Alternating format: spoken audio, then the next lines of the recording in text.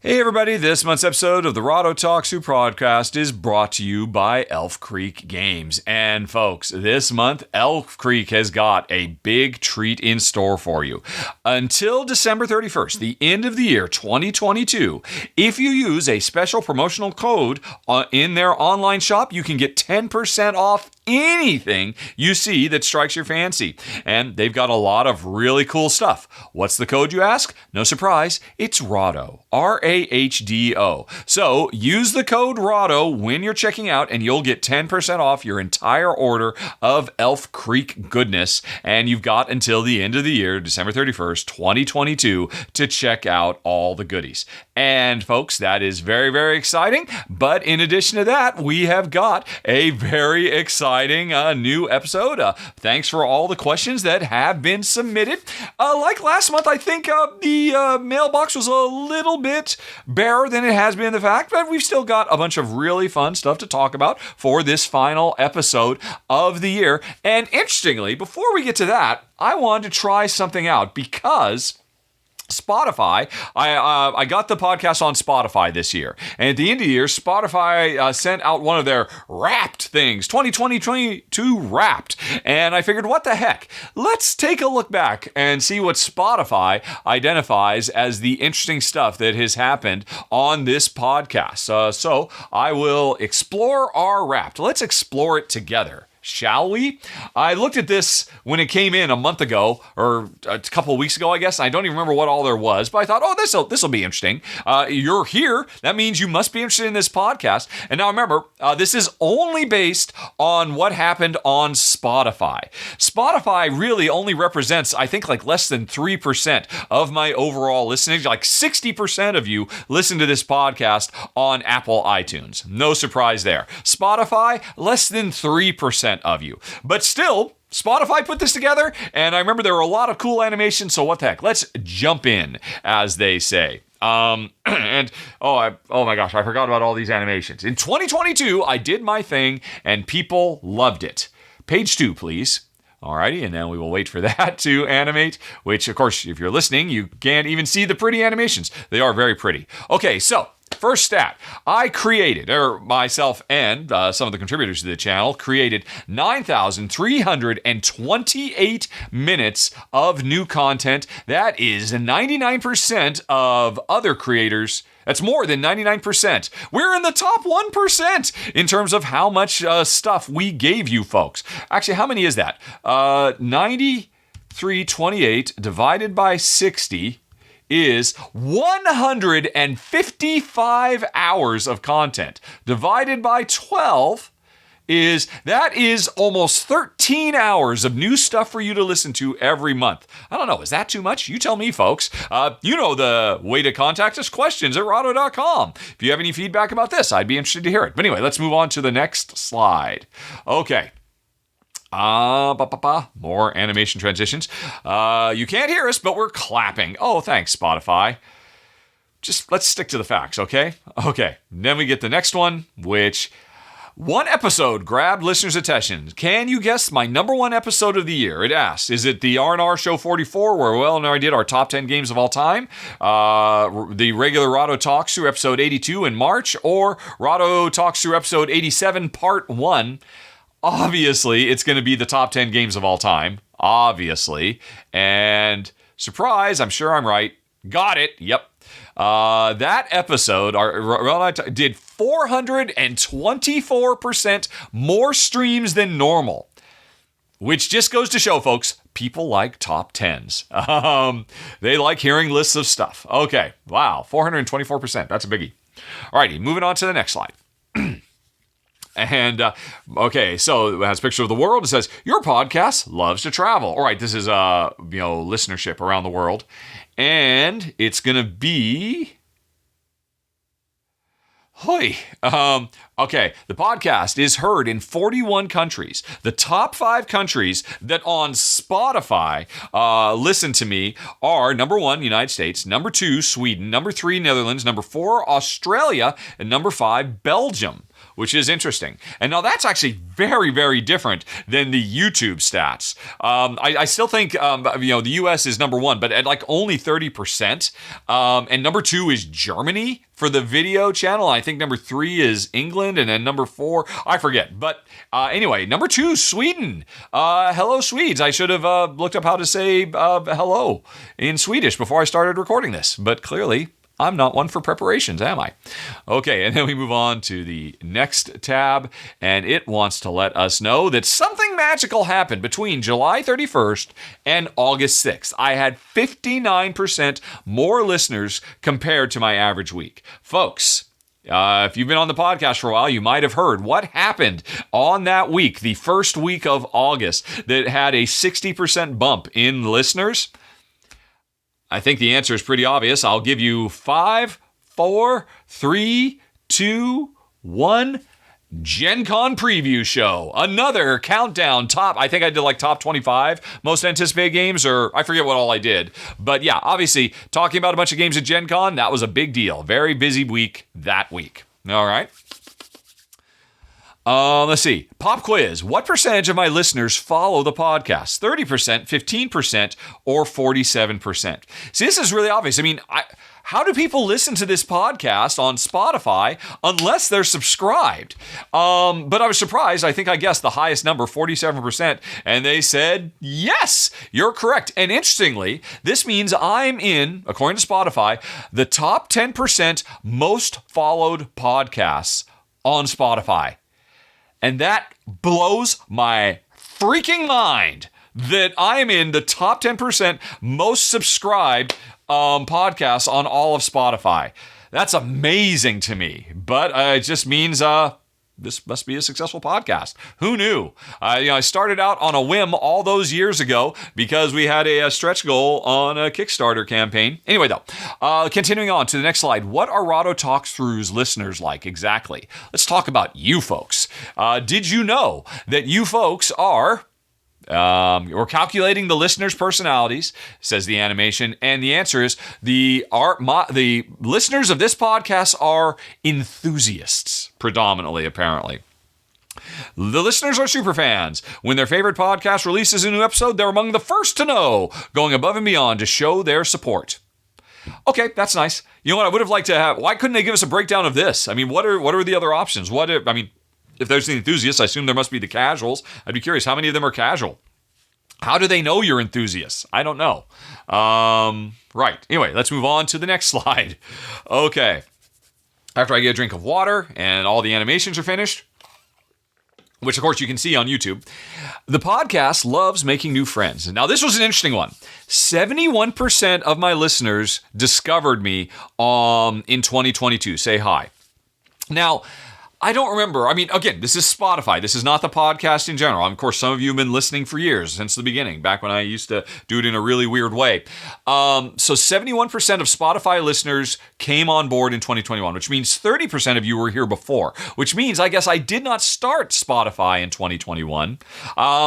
Basically, when I switched over to Anchor, and that must have been now, I guess, 3 or 4 years ago. So what happened? If I was already on Spotify for 2 or 3 years, why in 2022, sorry, did I say 21 before? Why in 2022 did I get a 70% bump? I'm not sure. I hope they tell me. I don't remember if they do, because I looked at this stuff weeks ago, and I thought weeks ago was interesting, but now I forgot how long all these animations take. Okay, one episode attracted a lot of new listeners. The top 10 Gen Con must have. 10% of those 70% jumped on board with that particular episode. All right, so where did the other 60%? Give me more info, Spotify. I don't think they're going to, though. So they tantalize. They could tell me more, but okay. Then they want to know, have I been working out? Sadly, no. Ever since my foot went bad, I've stopped doing the exercise. Oh, I got to push the next button. But actually, no, that's not true. I did finally got out the Oculus and did a first exercise last week in a couple of months. All right, wait, back to the slides. My podcast saw a lot of gains this year. A 52% increase in followers, a 19% in streamers, and 11% more hours. So, yeah, I mean, I think this year I must have put more stuff on the podcast stream that I could have been doing for a long time. It just never occurred to me. Like the R&R show, and Grant's now I'm putting his episodes on the show as well, and the crowd sorcery. So all the new shows were an interesting and an 11% increase in content, but almost 20% increase in people streaming, but 52% increase in followers means that 30% of me have followed me but don't want all the new stuff. I don't know. I'm not quite sure what to make of this. But those are some numbers for the year in review. Finally, fans have something, you and my fans have something special. What does that mean? As we move on to the next slide, it means that I am in the top, I'm of 332 of my fans, which I assume means Spotify subscribers, put me in their top 10 podcasts. 219 put me in their top 5 podcasts, and 66 people on Spotify say I am their number 1 podcast. And remember, if you assume, Spotify is about 3% of my total audience, then you could apply that to, I would assume, across and get a bigger number for across the board. That's very cool. That is... I guess you like what we're doing. But please, by all means, I can't do it, folks, if you don't send me more questions. Anyway, though, I think that was it. Oh, look at this. I can move my mouse around. There's a cool little animation. Thank you for sharing your podcast with the world, says Spotify. And I think we go on to the final slide, which was the way I could share it with people. And as I thought, all right. Oh, speaking of sharing, we've made something special for you. It's a little animated bitmap that I could post on social media or whatnot. Yeah, because I could have sent anybody to this. 111 episodes, 9,300 minutes, 41 countries, and an increase in 52% in my overall follower base on Spotify. And that's it, folks. That is the wrap up. I could share this. I've just shared it with you. It's saying, hey, you could share this, made me think, oh, I should just put this on the show. And you tell me, folks, was that interesting? I'm not quite sure, but it was something, and I needed something because we need more questions. The mailbox was a little light this month, so I figured I'd go on ahead and go with that. But folks, we got all that out of the way, and so now we're gonna get down to business. Thanks to you, thanks to Patreon backers, thanks to Elf Creek Games. Don't forget, special promo code Rahdo. There will be a link down in the show notes of this directly to their store. And if you follow that link, it'll automatically put the apply the code at the last step so you get your 10% off all purchases. But let's get to the mailbag, folks. We'll do the game-related questions, and then Jen will join for some game-related questions, and then we'll do some personal questions, and then we'll be out of here, and I'll see you in 2023. Although, actually, before then, we're going to do another top 10 anticipated of 2022. Will be on this channel before the end of the year, and on January 1st, we'll be doing anticipated games for 2023. And then, of course, we'll get back to all the normal stuff. So, thanks as always for listening or watching, folks. Hang on, we'll be right back.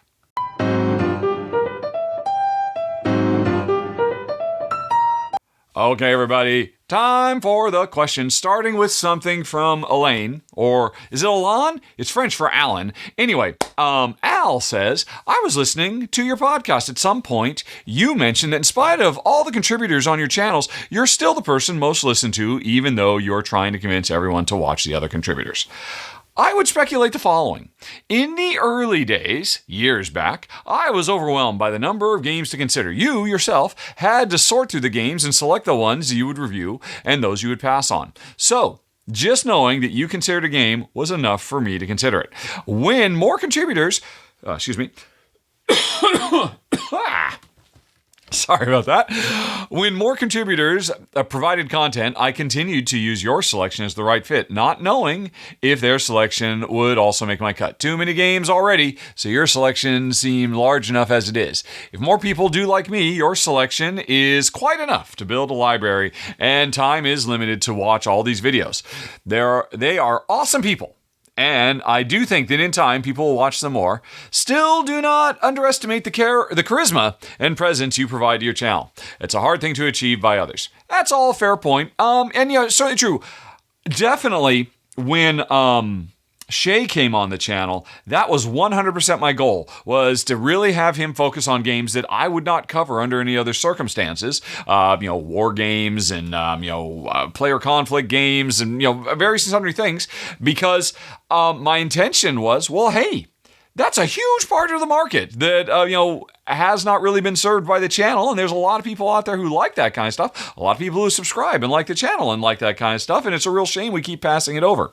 Now, the interesting thing is, over time, I think it's now been almost 2 years that Shay's been putting stuff on the channel, maybe even longer now. His tastes have started to morph and change, and I have found he is saying no more and more often to games that 3 years ago he would have totally said yes to covering on the channel. But I think he's becoming more of a Eurogamer over time. No doubt I am a bad influence on him, although, to be fair, he is still covering a lot of other stuff. But I agree with what you're saying, in part, that's, I think, what the monthly roundup helps with, because people can see, well, okay, what were the games that were covered? Well, oh, that sounds interesting. We should go check that out. Another thing I am actually starting to do more and more is appear in the final thoughts with Kimberly and Shay and Ruel and Amy and Maggie and anybody else who ultimately starts doing run-throughs on the channel as well.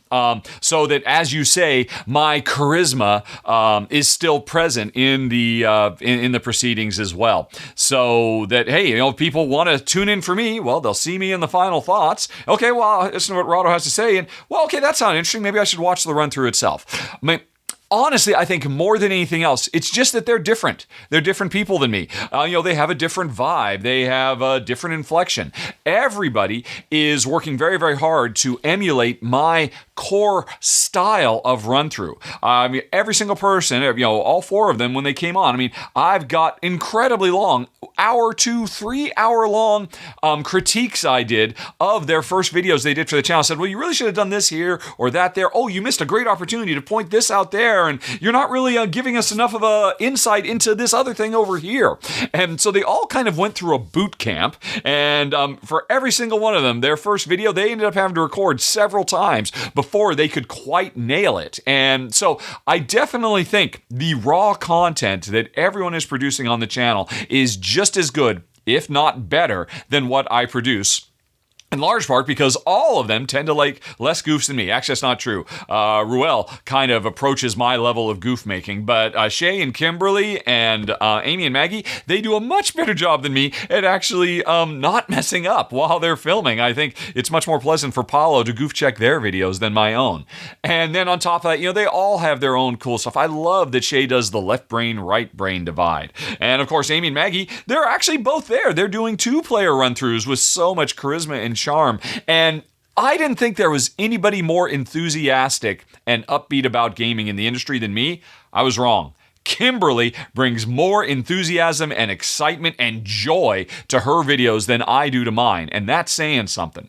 So I think they all have great strengths. They're all providing exactly what people need to be able to determine whether the game is right for them, because none of us are trying to teach how to play the games. All we're trying to do is let you know if the game would be right for you. And I think it is just a matter of people coming to terms with, they have a different, their voice isn't as deep as mine. They don't maybe talk as fast as I do. Kimberly does. And I just, over time, I think, the audience acceptance is growing for all of them. And like I said, the biggest step I'm doing to try to accelerate that is by appearing in their videos also. Okay. Well, thanks for the feedback.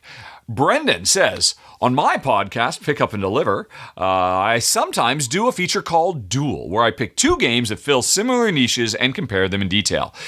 Your recent This or That R&R features, this is a thing that if you're listening to this podcast, you probably listen to the R&R, and it's something that Ruel and I do every once in a while, This or That. Continuing with Brendan. Your recent This or That R&R features makes me want to see which game you think would win the following duels. Looking forward to hearing what you're thinking. Okay, so he's got 5 duels. These all look excellent to me. Let's do it. Trajan versus Praga, Caput, Regni. Honestly, that's going to be a pretty easy one. That's Trajan, 100%.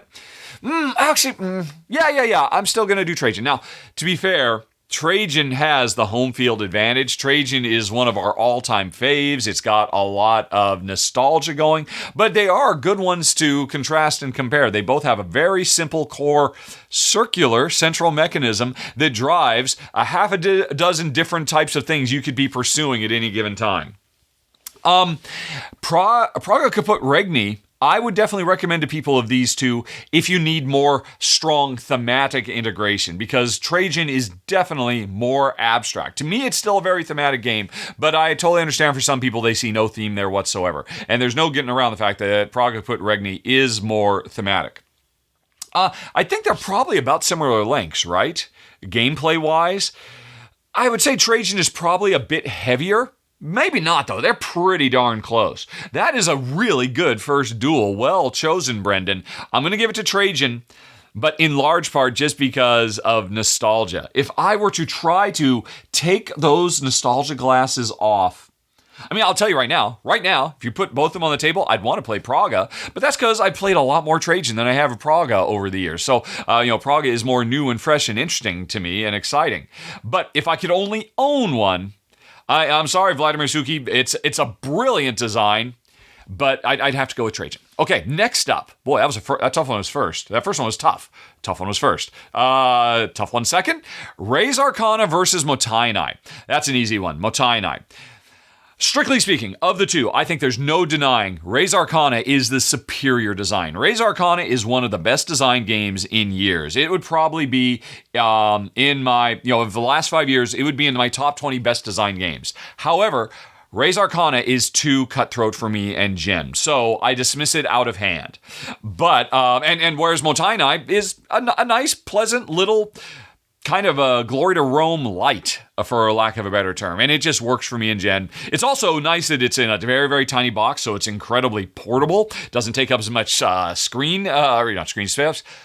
space as well. So that would be another reason I would take Mottaini over Raise Arcana. But strictly speaking, if Jen and I did not mind the fact that, I could bring out a dragon that every once in a while might mess with you and burn some of your stuff to a crisp, if we didn't mind the existence of that in Raise Arcana, or if Raise Arcana would please, Tom Lehman, please come out with an expansion that officially creates an alternate balance for the game, so we do not need those very, very, very tiny. I appreciate very tiny bits of player versus player that are in the game. I just want zero player versus player. It would be Raise Arcana, but as it is, it's got to go Mottaini. Okay, next up, Agricola versus Everdell. Okay, you gave me a hard one. Now you're giving me a second easy one. Agricola, 7 Ways to Sunday.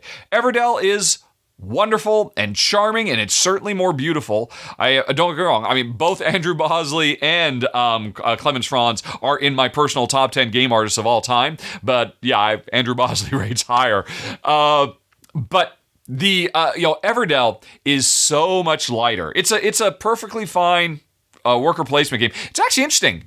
They're both just adequate at worker placement. Neither of them do anything really interesting with the worker placement mechanism that makes one stand above the other. But Agricola is literally probably at least 3 times heavier. And Agricola is still, to this day, even though it came out over a decade ago, still by far in the industry the best example of a long-term strategic Euro where you can be deciding, what is my final turn going to be before the game even starts? And Everdell is very much the opposite of that. Everdell is like, I'm getting all these cards, and I'm trying to create combinations between them, and I never know exactly what I'm going to get, and I might have to pivot. Whereas, Everdell is the ultimate tactical game. Agricola is the ultimate strategic game, and both Jen and I would take strategery over tactics. Okay. Next up, Isle of Cats versus Cartographers. Oh, Brendan, you started out so strong, but then they got so easy. Yeah, Isle of Cats over Cartographers any day of the week, because Isle of Cats has no player versus player. Cartographers, it just drives me batty that they're, for no reason at all, they decided to throw in, hey, you know what? Every once in a while in the game, how about you hand your piece of paper, the thing you've been working so hard on, hand it to your neighbor and let them destroy stuff. Or not destroy stuff, but let them put roadblocks in the absolute worst place possible. Now, I don't mind a roadblock being put in my way. I hate being the one to do it. And it is so out of place in that game. It serves no purpose. And so, yeah, Cartographers is Well, Cartographers has that brilliant scoring system that they borrowed from Alexander Pfister's Isle of Cats, although Alexander Pfister was the co-designer. Sorry, I do not remember the other designer on Isle of Skye. And, I mean, again, in terms of raw gameplay, I might rate Cartographers higher because of that scoring system. But it doesn't matter. Neither Jen nor I have any interest in playing it, whereas Isle of Cats is just about perfection. Also, strictly speaking, this should have been a comparison between Cartographers, which is a roll and write, and Isle of Cats, draw and write, which, of course, was the roll and write version of Isle of Cats. But either way, the Cats win 7 ways to Sunday because there's no unnecessary, haha, I get to screw with your crap. Alrighty, and then finally, oh, that's a good one. Okay, you started strong and ended strong, Brendan. London versus Wingspan. 2 of the greatest card game engine builders of all time. Wow. Okay. My gut feeling, and it pains me to do this, is to give it to Wingspan. And in large part, that's because Wingspan has gotten so much really cool expansion content. I haven't always been crazy about some of it. I think is like taking a wrong turn and actually requires some house variant rules. But I mean, I'm looking at you, Nectar. But yeah, I mean, there's just so much more. Plus, Wingspan is a game where you are building simultaneously 3 parallel engines. Whereas London is a bit more straightforward. You're just building 1 engine. I mean, London is great. Don't get me wrong. And whether it's the original version of London or the newer version that got rid of the board, I love both of them very, very much. And I loved how pollution works. Or it's not called pollution. It's, what is it called? Or is it called pollution? You know, the black cubes that you have to try and balance. And I mean, the engine building there is so great. And London has that wonderful element of, hey, I'm going to have to trash this card or discard this card to play this other card. It goes in the discard pile and it's exactly what you need. And I just gave you what you wanted. I mean, Wingspan, so London is definitely the more interactive game of the two. The only interaction in Wingspan is just races, which of course London does as well. So, I mean, if you want more interaction, or if you don't care for birds, it's going to go for London. But if I could only own one, and this pains me because I love London a lot, but if I could only own one, I would go with Wingspan. But in large part, that is because Wingspan has so much additional content that has been made available. I mean, heck, the new Asia expansion just came out. I can't wait to try it. So, yeah, that would be it. Good one. Hey, Brendan, make this a monthly on the podcast. That was fun. Alrighty, let's move on. Jerry says, what are our favorite 2-player, lower player count Christmas-themed games? Oh, man, Jerry, there are not very many to speak of. You know what? Let me go on ahead. There's got to be a way to find... I mean, I know one. I can think of one Christmas-themed game that we actually own. It is Ugly Christmas Sweater. Let me go over to the Board Game Geek. Ugly Christmas Sweaters. It came out in 2020, and it is excellent. Really, I mean, that rarest of things, a trick-taking game that Jen and I genuinely enjoy. And I've not played at higher player counts. I assume it plays well there too, but it plays fantastically at 2. So, I mean, that's it. But let's see. Let's go since we're on Board Game, Holidays, Christmas, and then let's sort. All right. Oh, I'm zooming out. All right, we need to zoom out a little bit. There we go. I would like to see linked games that are holiday Christmas now. Sort by Board Game Geek ranking. Love Letter. Oh, I guess, is Christmas in Love Letter? I guess there must be a Christmas version of Love Letter. They must be referring to that. But no, I mean, Love Letter is terrible for 2, so no. Ghost of Christmas, no. Apparently I've looked at Ghost of Christmas for some reason recently. Yeah, I'm just looking through these. I'm not, a Munchkin game. Nope. There's some nice little, the Kringle Caper, the Holiday Hijinks #1. I actually have this. This is it's like a micro game deck of cards. It is an escape room. I've got that. We're probably going to try and play it this year. But then it's a one-time thing, and then it's going to go to the Dice Tower West Library. Haven't played Holly Jolly. Yeah, there's just not that many. And, most of these, heck, there's an Unlock. That's a Christmas-themed one I was unaware of. Looks like it maybe is only available in German. I don't know. That's it, buddy. I've got one. At least according to this rank. And I feel like there are other ones that I've seen and heard of over the years. Dice Throne Santa versus Krampus. Okay, well, you know what? It's not on here, and that might be a mistake. I'd probably go with Super Skill Pinball, the Holiday Special Edition. Is that one not here? Holiday Special. Because that is basically, themed after what many people consider the holy trinity of modern Hollywood Christmas movies, which is, National Lampoon's Christmas Vacation and A Christmas Story and Elf. And it's a great roll and write too. No, it's under Holidays Christmas. How is that not? Did I not sort by ranking? How is that not at the height? Because, Super Skill Pinball is fantastic, but it doesn't even make the first page of this. I assume just not many people have played it yet, and so it just hasn't gotten very many rankings. So, okay, that would be my number 2. And even still, I don't really like it that much because Super Skill Pinball goes on too long. But, it's certainly a reasonable thing to have. You know what? I don't see it here either. There is a Christmas-themed version of Patchwork where you're wrapping presents. I guess that would be like my number 3. The Christmas version of Patchwork. And I think that's all I've got, buddy. It's slim pickings. But if nothing else, I cannot recommend strongly enough that you check out Ugly Christmas Sweaters.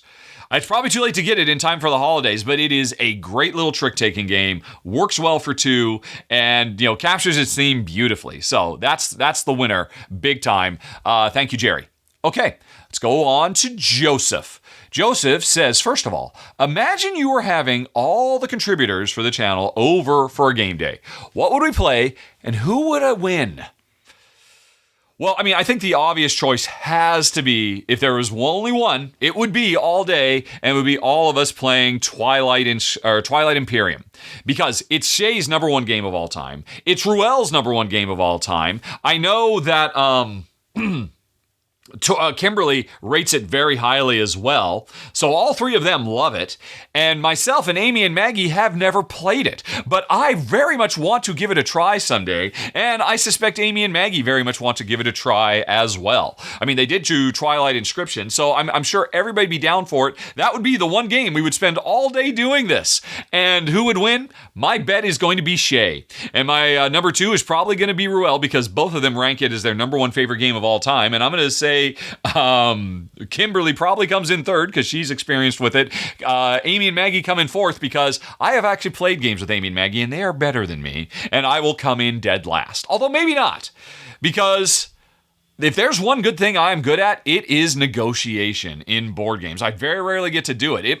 I might really blossom. Who knows? But if there were going to be one, it would be an epic all-day Twilight Imperium. And man, just talking about it makes me want to do it.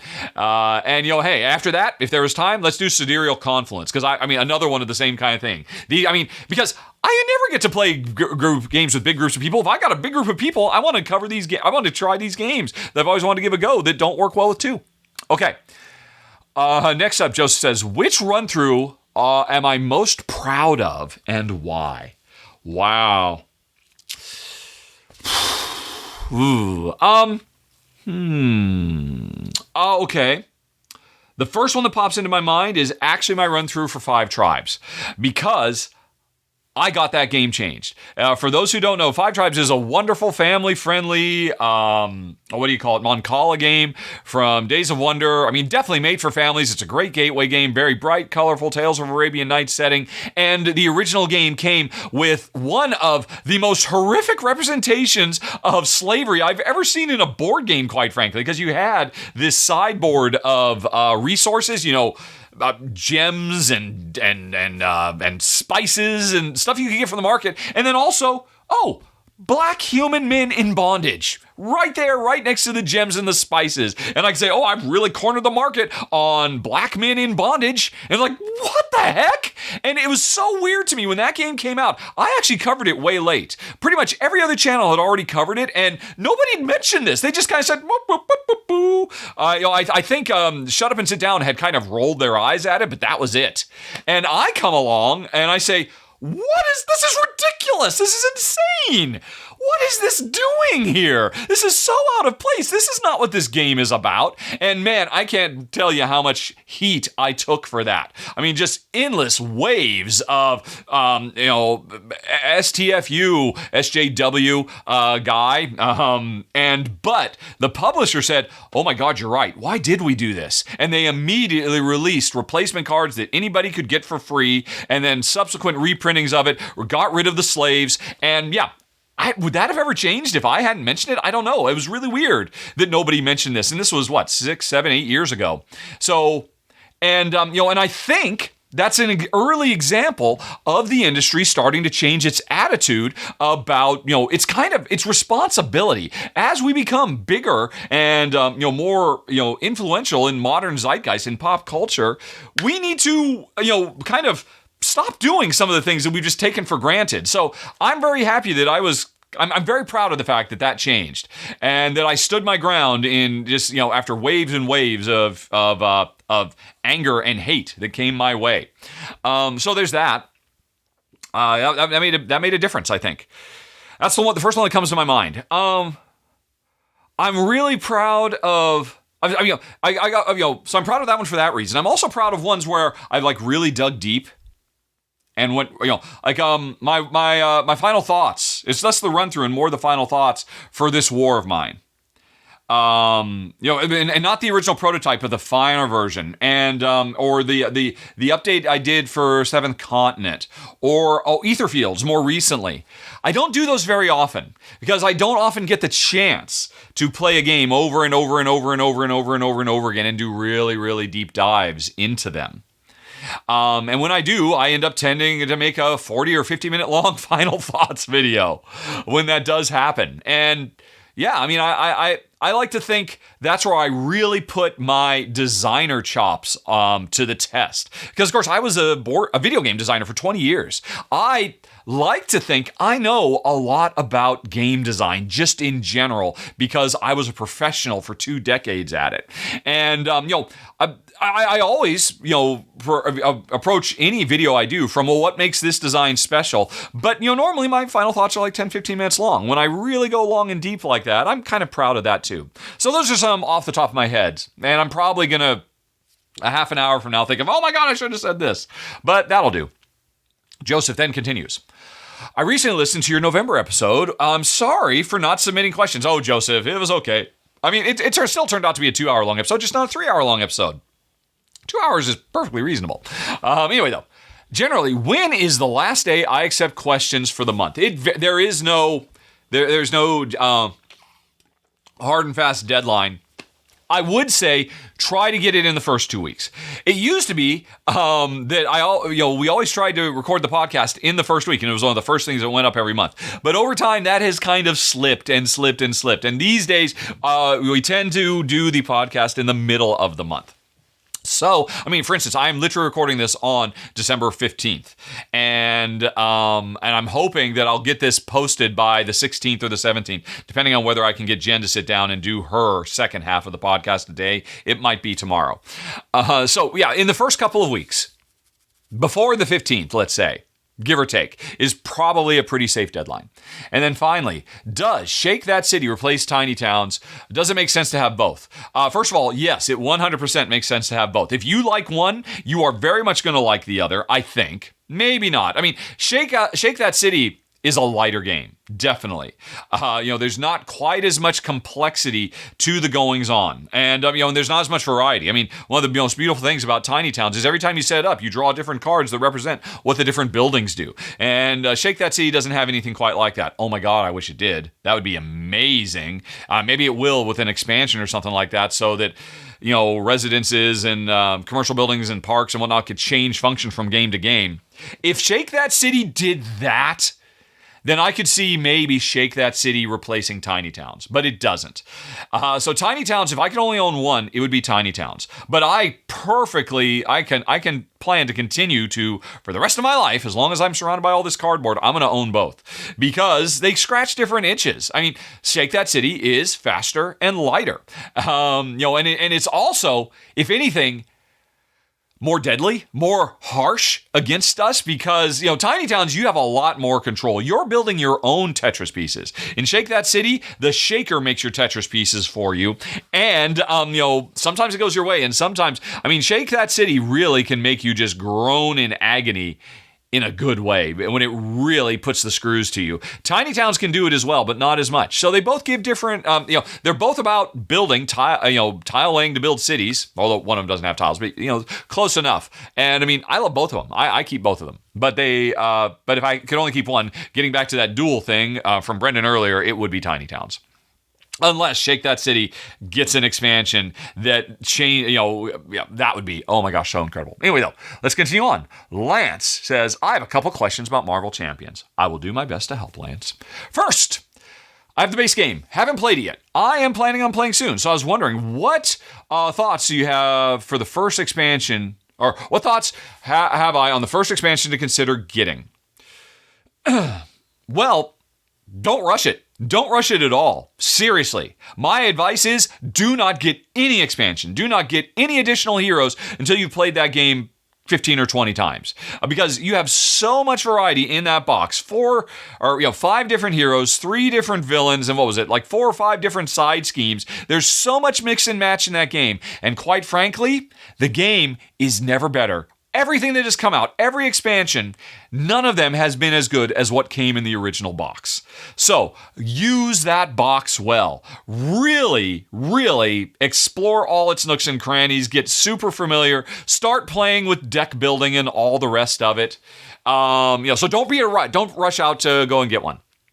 But obviously, do eventually get one.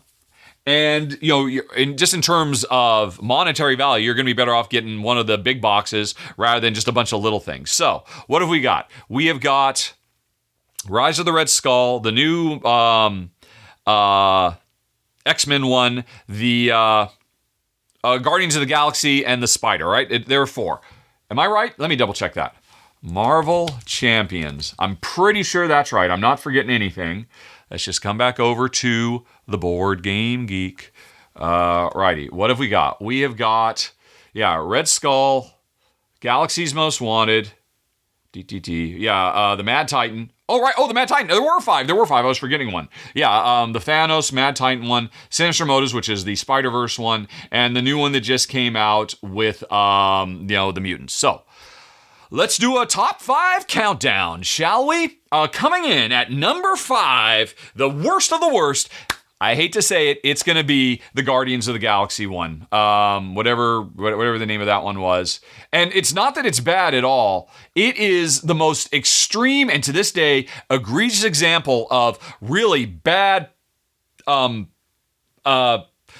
it's hard. It's too hard. Most people who are super duper diehard experts at Marvel Champions say, wow, some of these villains are kind of broken. They're a bit over the top. And it would be a terrible, frustrating mess for you to jump right into. That would be the last one you should get, unless you just really love the Guardians of the Galaxy so much, because it's just totally messed up in terms of difficulty. So that would be at the bottom of my list. Number 4 would be, I'm going to say the newest one, the Mutants. Although, I'm only saying that because I haven't played it. Because, spoiler alert, folks, I have gotten rid, I'm getting rid of all of my Marvel Champions stuff.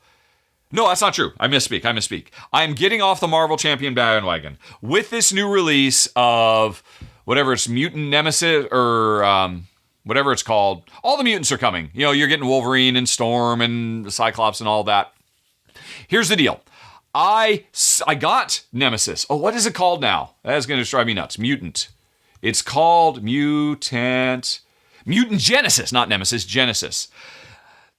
I started playing it. Let's see. Have I actually put a note here in Board Game Geek? No. Oh, right. It's not showing on this list. Let's go over to this list and see if I put in notes. Cool design elements as always, but this seems to be the final nail in the coffin of the original game's attention to verisimilitude. Here's where I get off. This is going to be just me. I don't think anybody else, it seems like I've seen almost nobody else ever care about this. But one of the things that has always made this game so special to me is the attention to detail of focusing on the hero lives and the private lives of these heroes. And now, strictly speaking, the X-Men and Guardians of the Galaxy, they don't really have private lives. They don't have secret identities as much. So it kind of makes thematic sense in both of these that they pretty much just kind of ignore, hey, well, what is Kitty Pryde's off hours like? I mean, because there's almost no alter ego stuff, and they just seem to be over time ignoring this less and less and less. And at the same time, they're also ignoring what I think makes the game so special, the fact that these don't feel like just single battles from a comic book issue. They feel like multiple mini-issue epic storylines that, and that's the way the mechanisms work in the game. That's the way the designs of the earlier adventures were. And I looked at the Mutant Genesis stuff and like, oh, they're just completely ignoring that. And they didn't have to. And so if you care about, like I said, verisimilitude, it's really bad for it. Again, if you love X-Men, though, you have to get it. It has to be your first one because it does a really great job of the X-Men. There's another thing that I was really shocked by.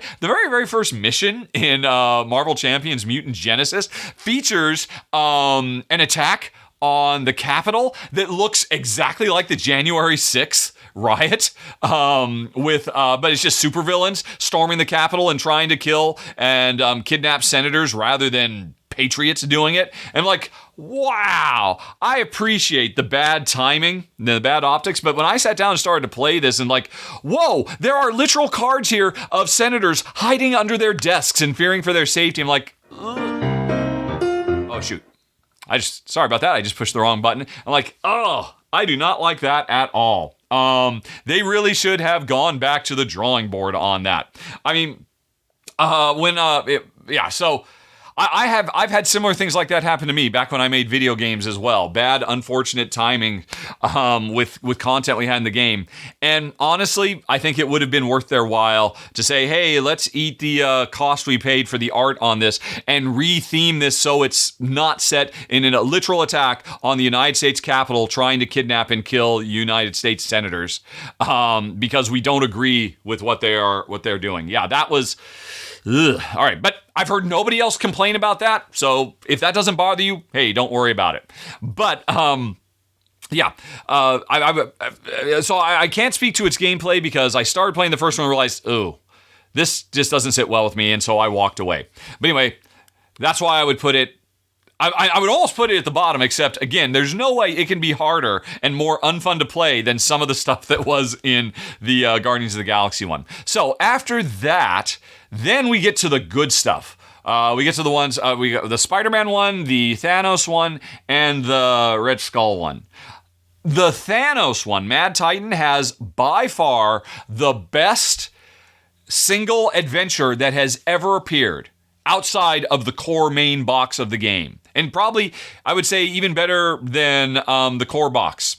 That is the one that I will not spoil because it's kind of a surprise in the storyline. So I'd probably put Mad Titan at number 1.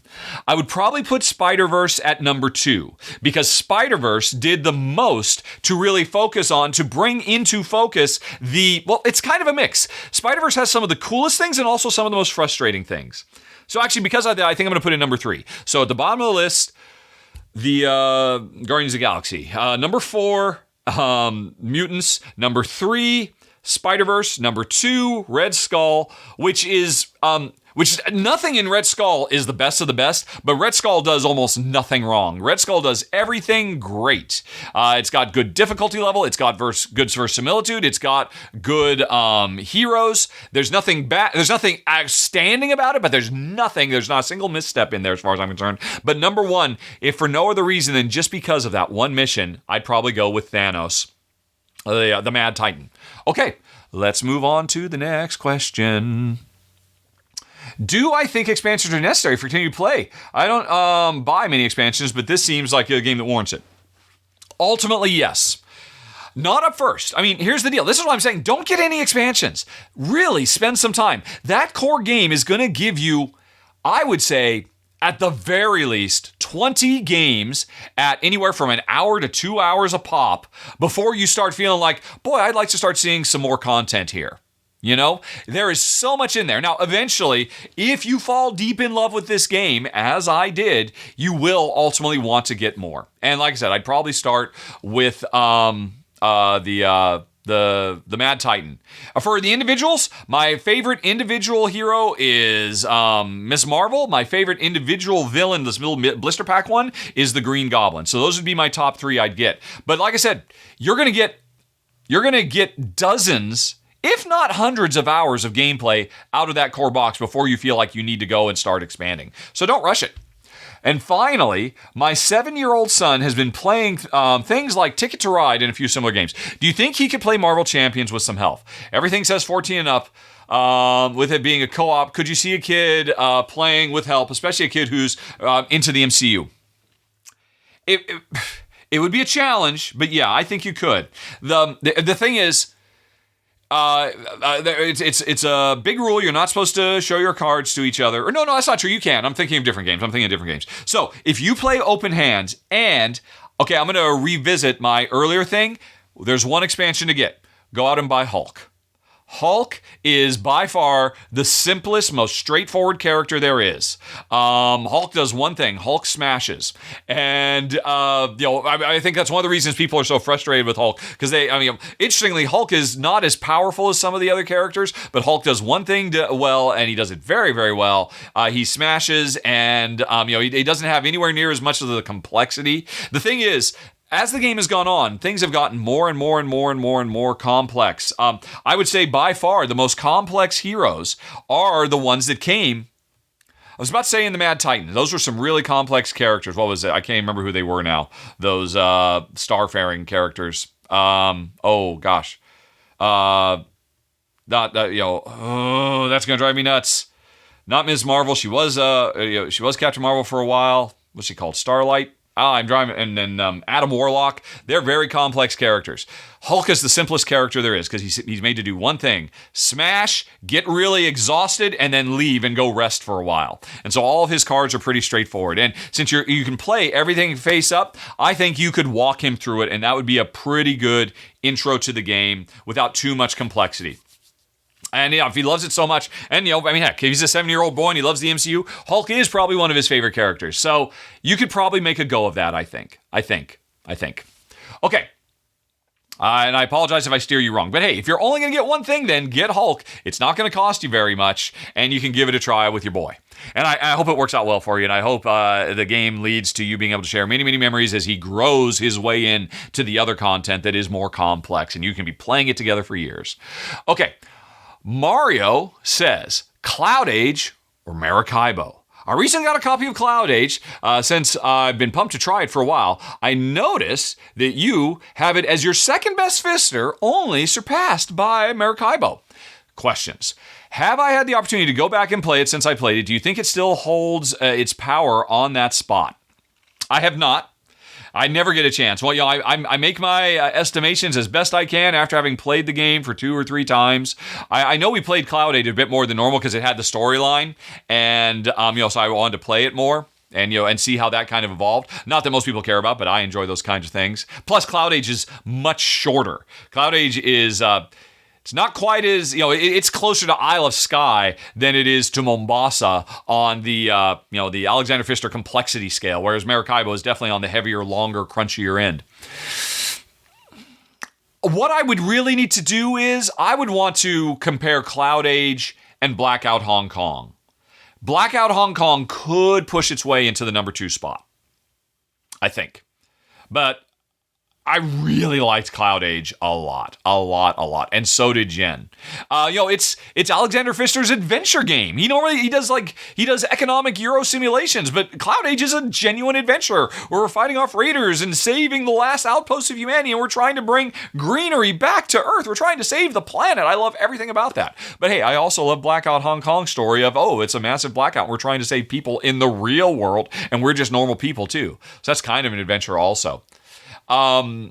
So I would say, Blackout Hong Kong, I need to spend more time with both of them because not that I think Cloud Age has to drop it all, but I bet if I were to play, here's the thing, the more I tend to play a game, the more it tends to rise in my rankings. I know that's kind of the oddball thing. For most people, the more they play a game, the more things tend to fall. The more I tend to find even more things I like and the more excited I get.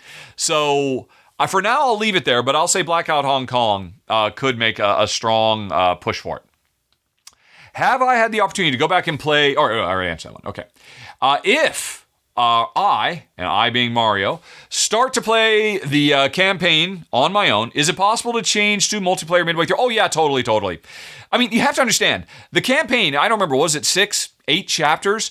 All it means is every time you play the game, you're playing just a standalone version of the game, and it's just, hey, based on what happened in the previous game, some different features were turned on. Oh, did I meet this character? That character now goes into the deck of cards. And that next game could be another solo game or it could be a multiplayer game. It could totally let you switch back and forth. But understand, this is not like, a big epic adventure game like Gloomhaven or Pandemic Legacy or something like that. This is just, hey, if you want to play through the story, it's whatever it is, 6 little chapters where simple things are being added, or I forget, were there any things removed? I think there's just more and more things were added as different cards get swept in. It's a very light story. It's just kind of a fun way to say, hey, if I'm going to play the game 6 times, do I just want it to be 6 standalone games, or would I rather it be 6 games that the game involves and changes a little bit based on my choices?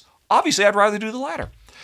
What do I think it misses to be better than Maracaibo? Ooh. Well, Maracaibo, ultimately, it can't compete because Maracaibo is a deeper, richer, heavier game. Maracaibo is just about the perfect sweet spot for me and Jen.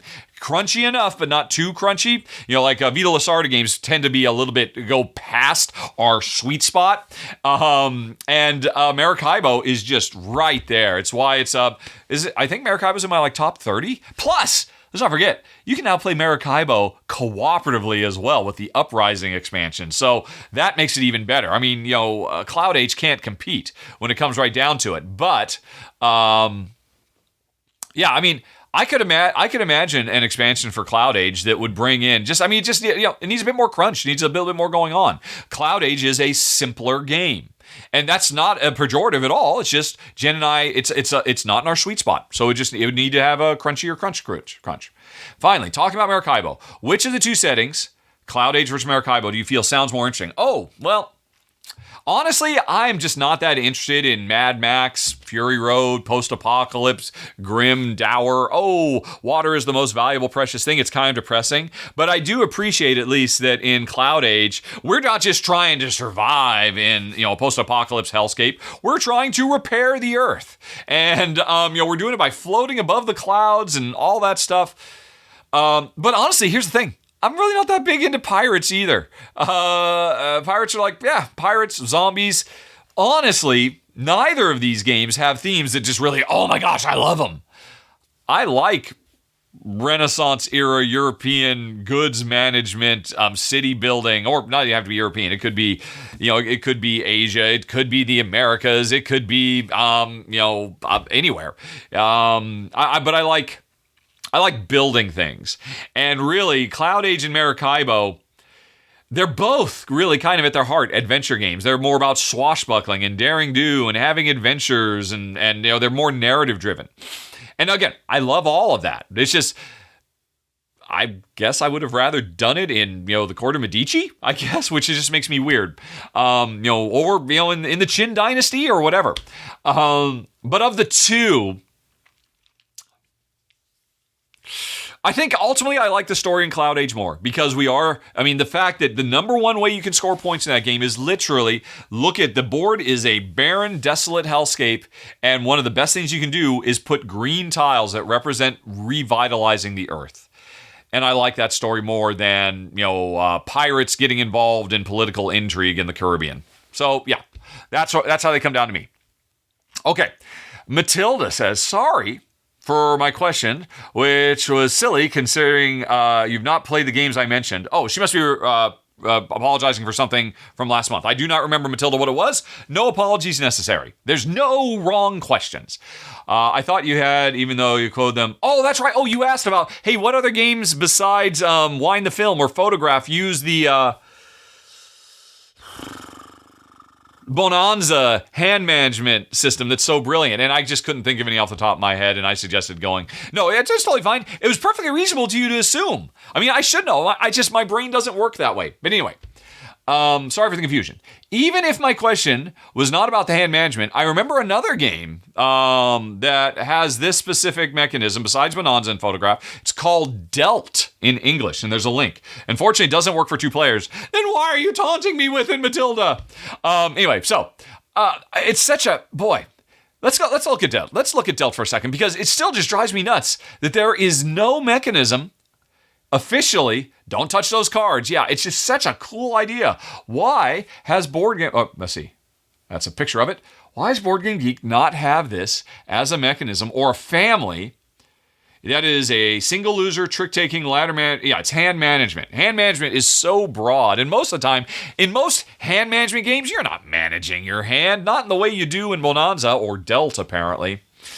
Yeah, so there's still really no good way to find it. I mean, Dealt is probably not going to appear on very many geek lists, right? Let's see. Let's look at what geek lists Dealt is in, and if that could somehow lead us. Games that can be played with the Hecadeck, whatever that is. Keeper Call, more games playable. Wow. This is really one of the best game mechanisms that has ever existed. And I know there's at least a half a dozen, if not a dozen games that do it. But nobody has taken the time to make a geek list so that we have a nice, easy way to find them all. Yeah, these are all of the geek lists, and Dealt would certainly be on that. Oh, wait, no. I'm sorry, there's 164 the geek list that it's on. Crap. All right, let's keep looking. All right, I'm just going to look. I'm going to pause again like we did last time, Matilda, and this is our last chance at finding a definitive list. Yeah, that's just depressing. There's nothing here. 164 geek lists and not a single one championing what makes this game special more than anything else. There were several trick-taking games that it made it onto, but... it just drives me nuts. But again, like I said last month, Matilda, there is a way to get a very strong definitive answer, and that's just go to the Board Game Geek, or I forget what it's called, recommendations thread, post, and I guarantee you will, within a couple of days, you will have the definitive list of every game that uses this. And then you could make a geek list so that other people could actually find them. Or maybe you could lobby Board Game Geek to introduce a new family that specializes in this kind of thing. Anyway, though, moving right along to Ross, who says, with the totally out of nowhere release of My Little Everdell, how many other games or times can you think of where something like this has happened? Zero press, zero convention, zero Board Game Geek present, and then secret reveal that shocks everyone. Is My Little Everdell the first time that's happened, or can you think of others? I can think of one other, and it's kind of a heartbreaking one, and that was Clank in Space.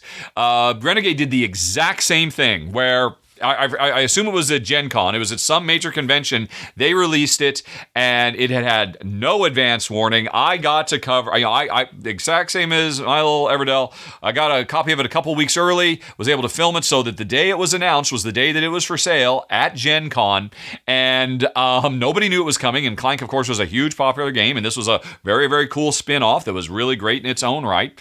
And so that's the one other time I can think of it. And oh my God, that went so badly. Because in that case, Renegade hadn't said anything about what the game was, but said, oh, we're going to have a big announcement at Gen Con. It's going to be amazing. It's going to change the world. It's going to be the best thing since sliced bread. You can't wait to see it. And so they really hyped it up. Wait till you hear our announcement. And then Gen Con came and it was Clank in Space, and everybody said, oh, really? Is that it? And, oh man, that moment was the moment that made me leave Reddit, because I thought it was fantastic. I didn't care about whether it was overhyped or not. I had just played it. I was really in love with it. It was so much fun. It did so many cool new ideas for Clank, and I was on Reddit, and I was just trying, and everybody was just being just just poopy pants about it. Just dour, bitter, angry people about it. How dare they get our hopes up that the second coming is coming? Like, who cares? Judge the game on its own merits. It's great. It's so much fun. And then, oh, Rahdo, you're such a shill and all of that. And like, oh my God. You board game people are the worst, and I basically quit Reddit because I just realized, I am literally surrounded by people who derive joy by complaining about stuff. All they want to do is come here and complain about stuff instead of celebrate a cool, fun new game. Which, why not? Why be miserable when you can be happy? I don't need to have you in my life, and I walked away.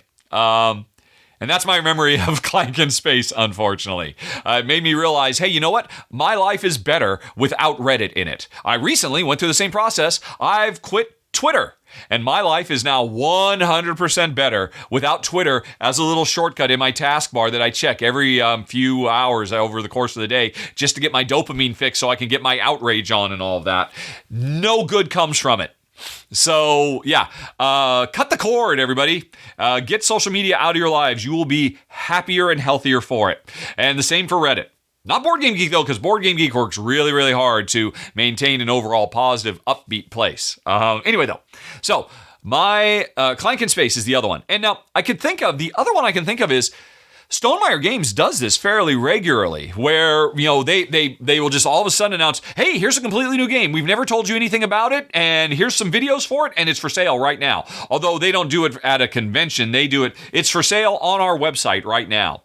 This is how, Red Rising and Pendulum. I think that's how Wingspan was released. I think that's pretty much how they do almost every release they do these days. Not all of them. I think like the Wingspan expansions, those you get pretty much advance notice and stuff like that. But yeah, Stonemaier Games has done it several times also.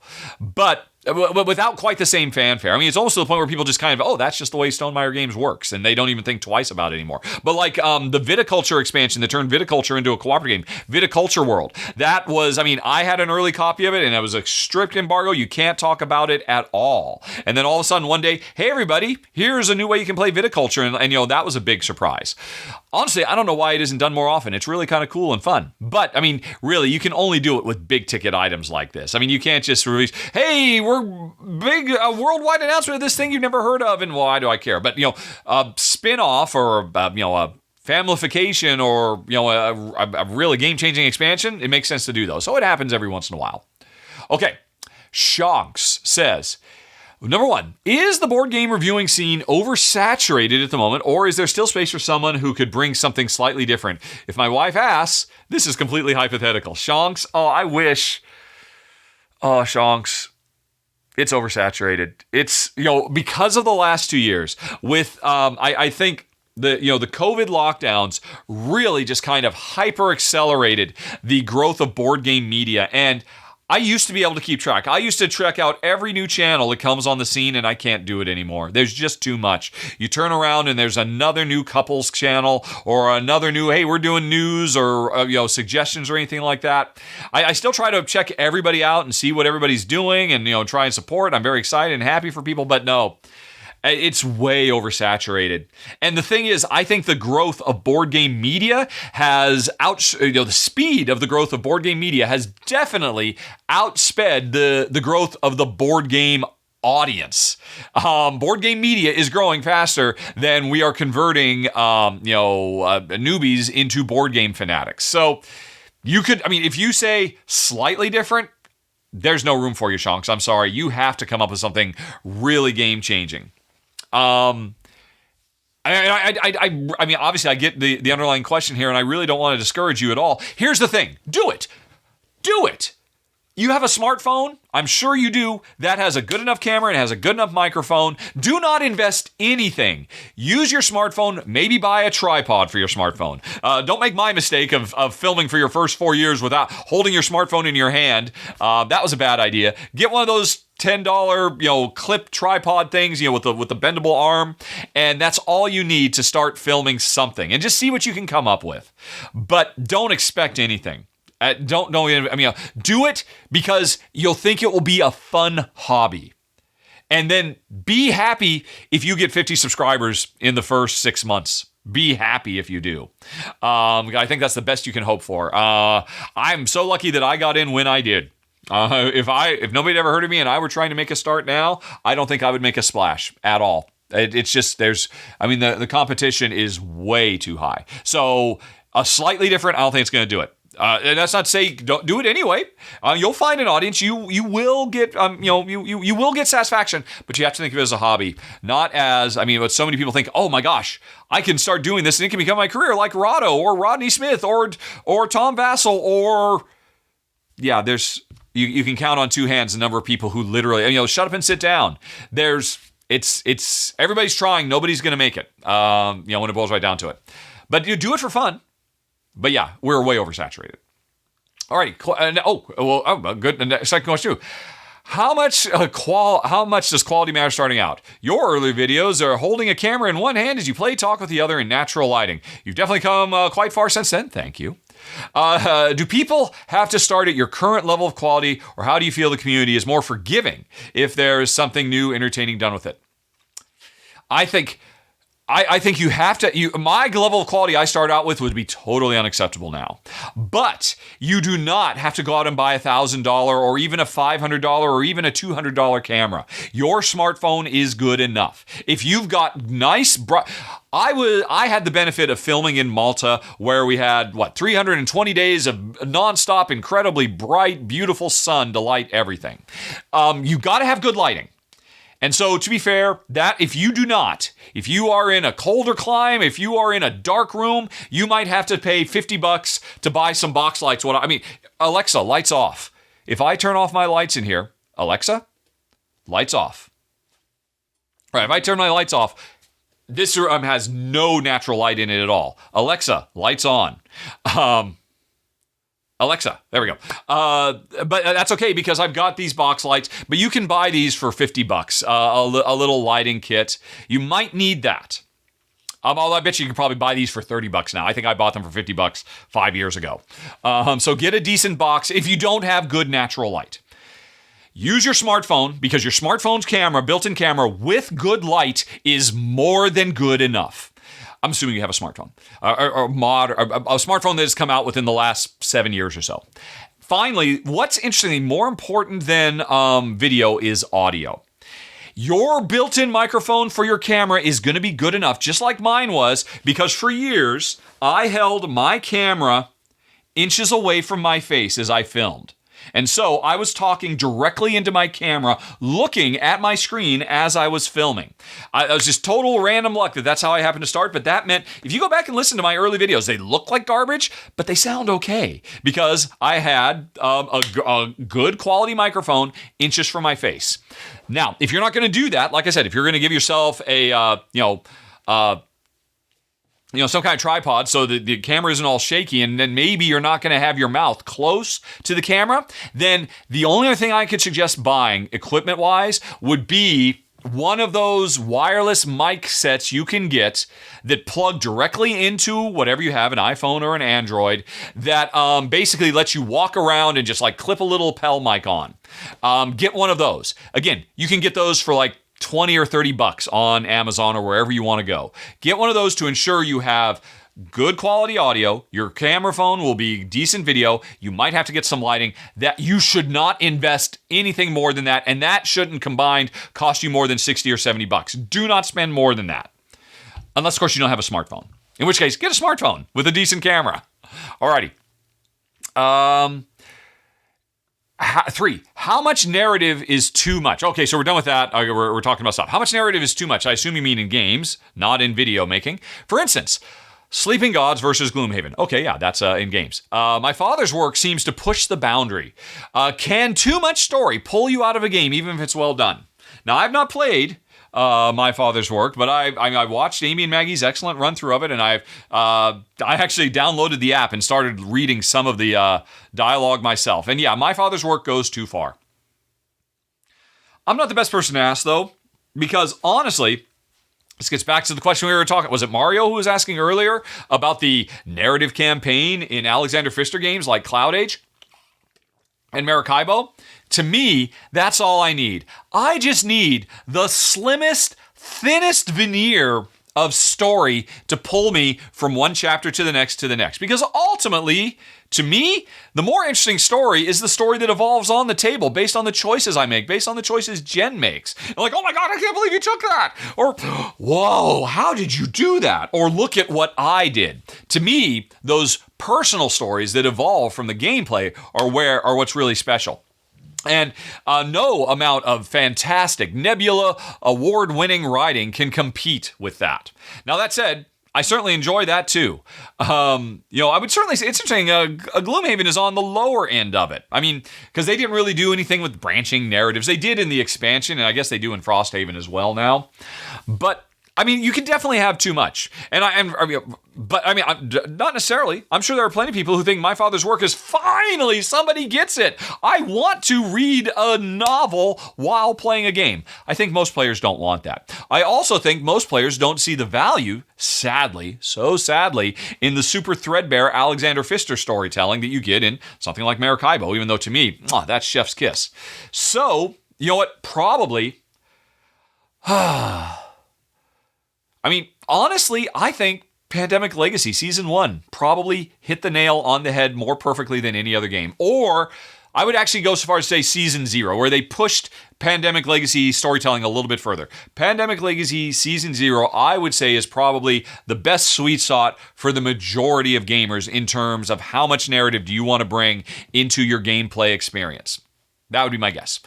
But I've not taken any definitive polls on that. And finally, how do you feel about the future of solo-only gaming? Flash in the pan? Or are they on the rise in a similar way that co-op did the last few years? Yes, they are very much on the rise, and I don't draw the parallel to co-op. I draw the parallel to the way two-player gaming has risen over the last 10 years. Because, I got into board gaming 11 years ago, and at that time, two-player playable games were still an afterthought.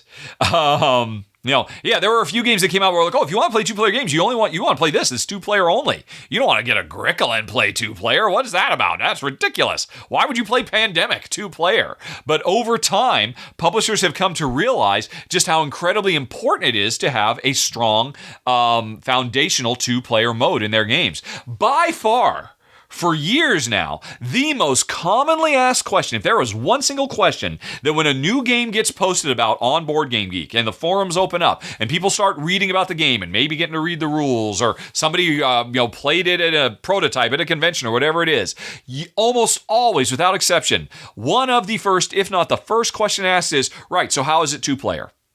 And to me, that just underscores how insanely important it is for couples gamers, for friends, for roommates, for families. People want two-player gaming. And 11, 12 years ago, that was unthinkable. The number one game was Catan, which didn't even support two players. And they didn't feel it was necessary to support it.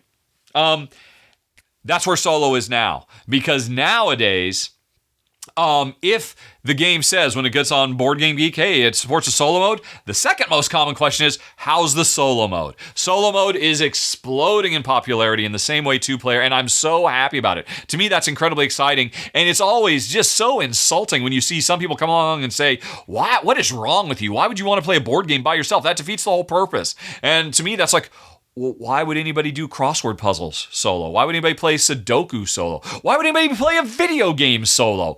Because, you don't have to have somebody else there to enjoy the experience, to, relish the challenge of solving the puzzle or whatever, rescuing the kingdom or whatever it might be. So, yeah, solo is totally on the rise, and I think that is awesome and great and exciting.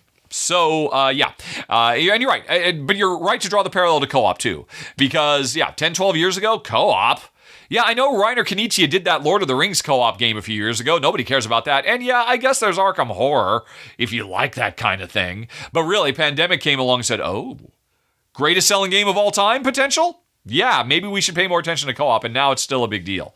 But not as important as two-player gaming is. And it's interesting. Can I imagine a future where a strong solo mode is more important than a strong co-op mode? I think so. Alrighty.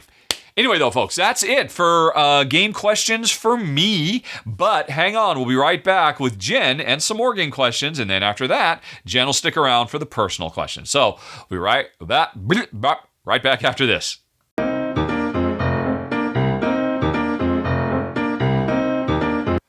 Okay, folks, we are back. It is the next day. I was not able to convince Jen to continue in a timely fashion, but that's okay. We've got some more game questions, starting with Joseph, who asks, do you prefer playing one long game or a collection of smaller games in the same time frame? Ooh.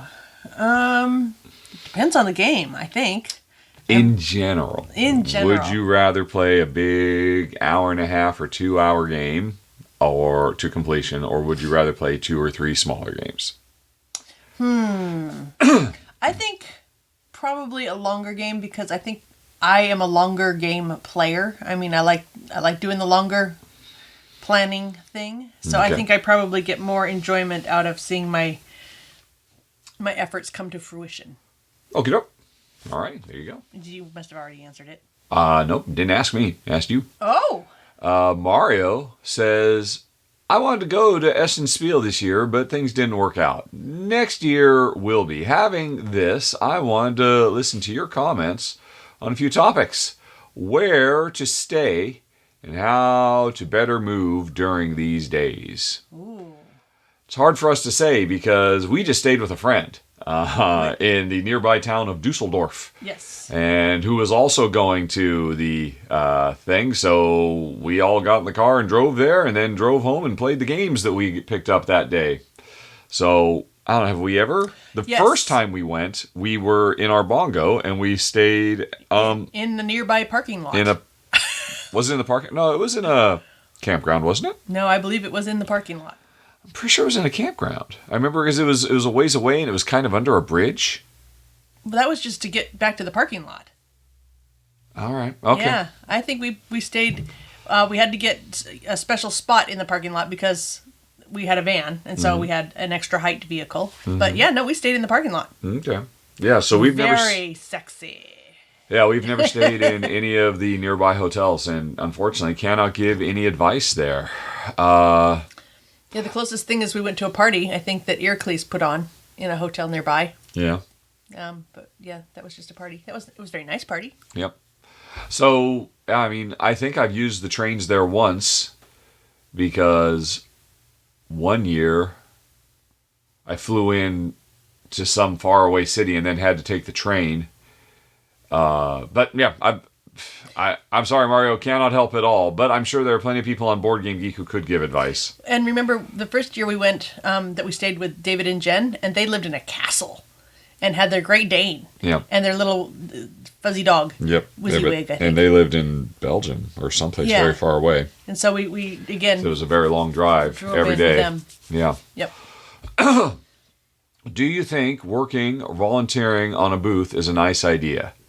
How to look for it?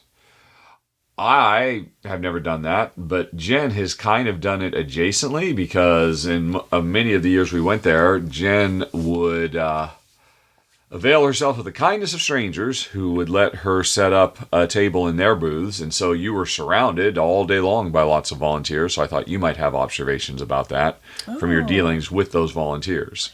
At NSKN and Ludi Creations and various and sundry places. Yes. I always felt extremely blessed and very fortunate because they were very kind to give me a little bit of space in their booth. Mm-hmm. And all the volunteers were there having fun. And I thought, there was never any tension or any weirdness. So apparently I think it is a nice idea. The volunteers did seem to be having a good time. They appreciated the some of the perks of it, which was that there was tended to be a little break room that they could go sit in that had nice treats and food and stuff. And of course, they got to, I believe, get a game from the publisher. Mm-hmm. Where some of them were paid with the publisher's game. So I think it was beneficial to everybody. Okay.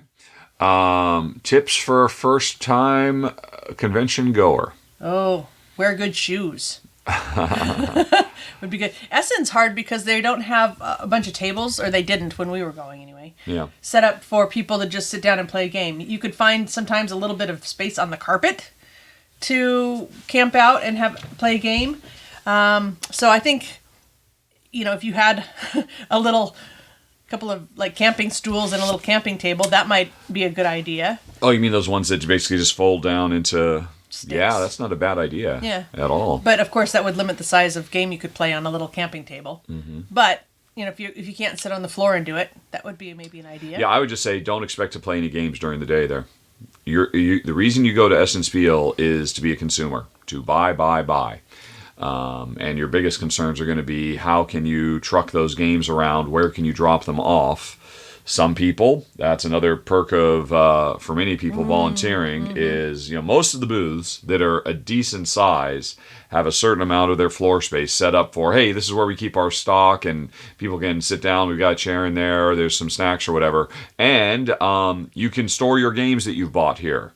So you don't have to, once you've got 7 games and you can't physically carry them anymore, right, now I've got to make the 2-mile trek to my car and put them in there and then come back. So that's another huge advantage of being a volunteer, I think. I mean, that was always the case in the booths where you were staying, that by the end of the show, there were more games for other publishers than there were for the publisher because it was just all their volunteers were like stacking all their stuff up there. So, yeah, that's important. Yeah.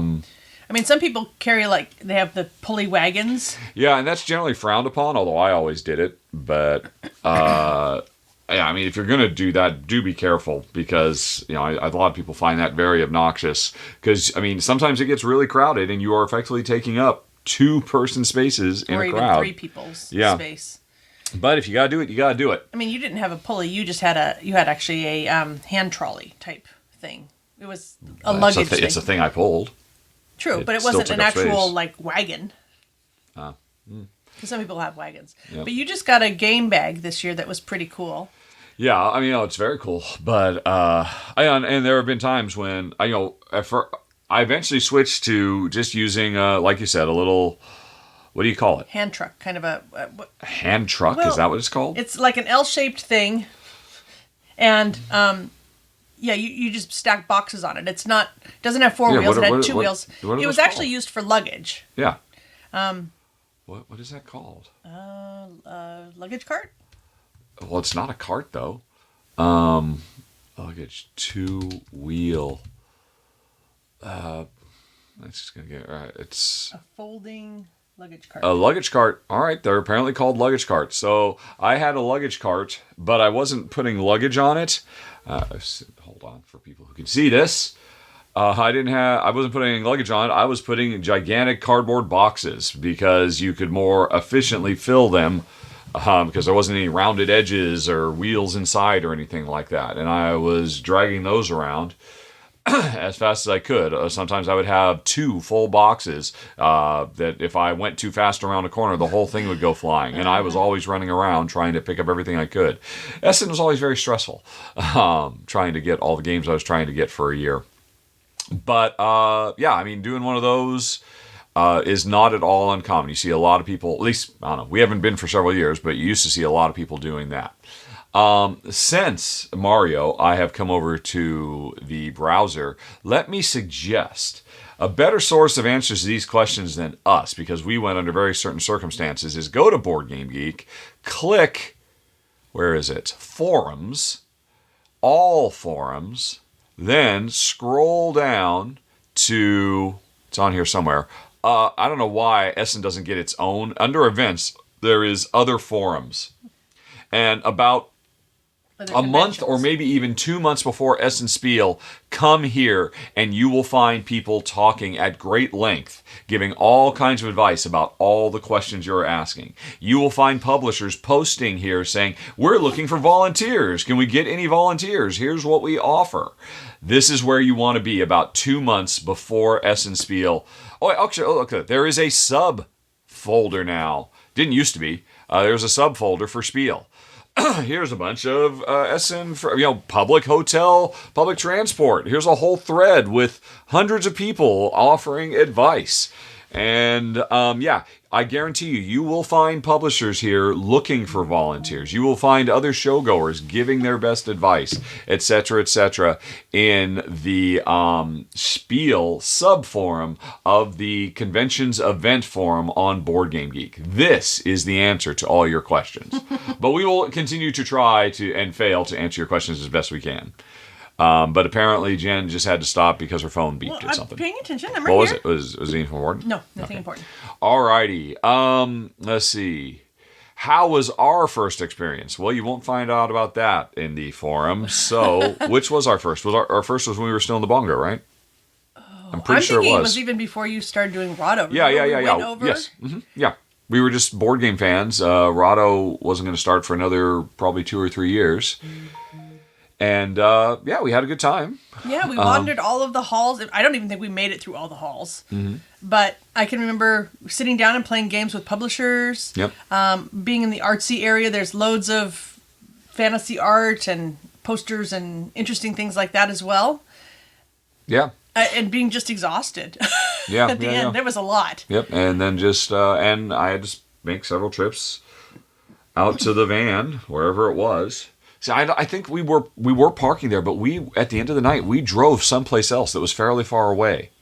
You had found an actual campground that was far away. I mean, you're right. I remember, there was a special place we had to park during the day in that parking structure that was a fair distance away. But then we did not sleep there. We slept at a campground. Oh, all right. That was But anyway, we had a great experience. I think. Did we go back again a second time? I think I think the second time you went back alone, and that might be that one that you're talking about. Yes, that is what I was thinking. Yep. And then the third one was when we started Rahdo stuff. Yeah. Okay. Mario continues, I'm feeling very strongly about working part-time during the fair. Since I'm planning to go alone, I think it would be great to have more natural connections through a booth with people other than trying to squeeze myself into a table with random people. Oh, yeah. I think... Yeah. I have never heard anybody say anything but positive remembrances of volunteering at booths. Obviously try to do it for a company whose games you like, obviously, so you can be a little bit more passionate about it. But yeah, I think it's a genuinely good social experience, and it does have a lot of perks doing it. Yeah, our friend Leva has done it at every convention we've ever been at. Yeah. And she must continue to do it because she finds it rewarding. Yeah.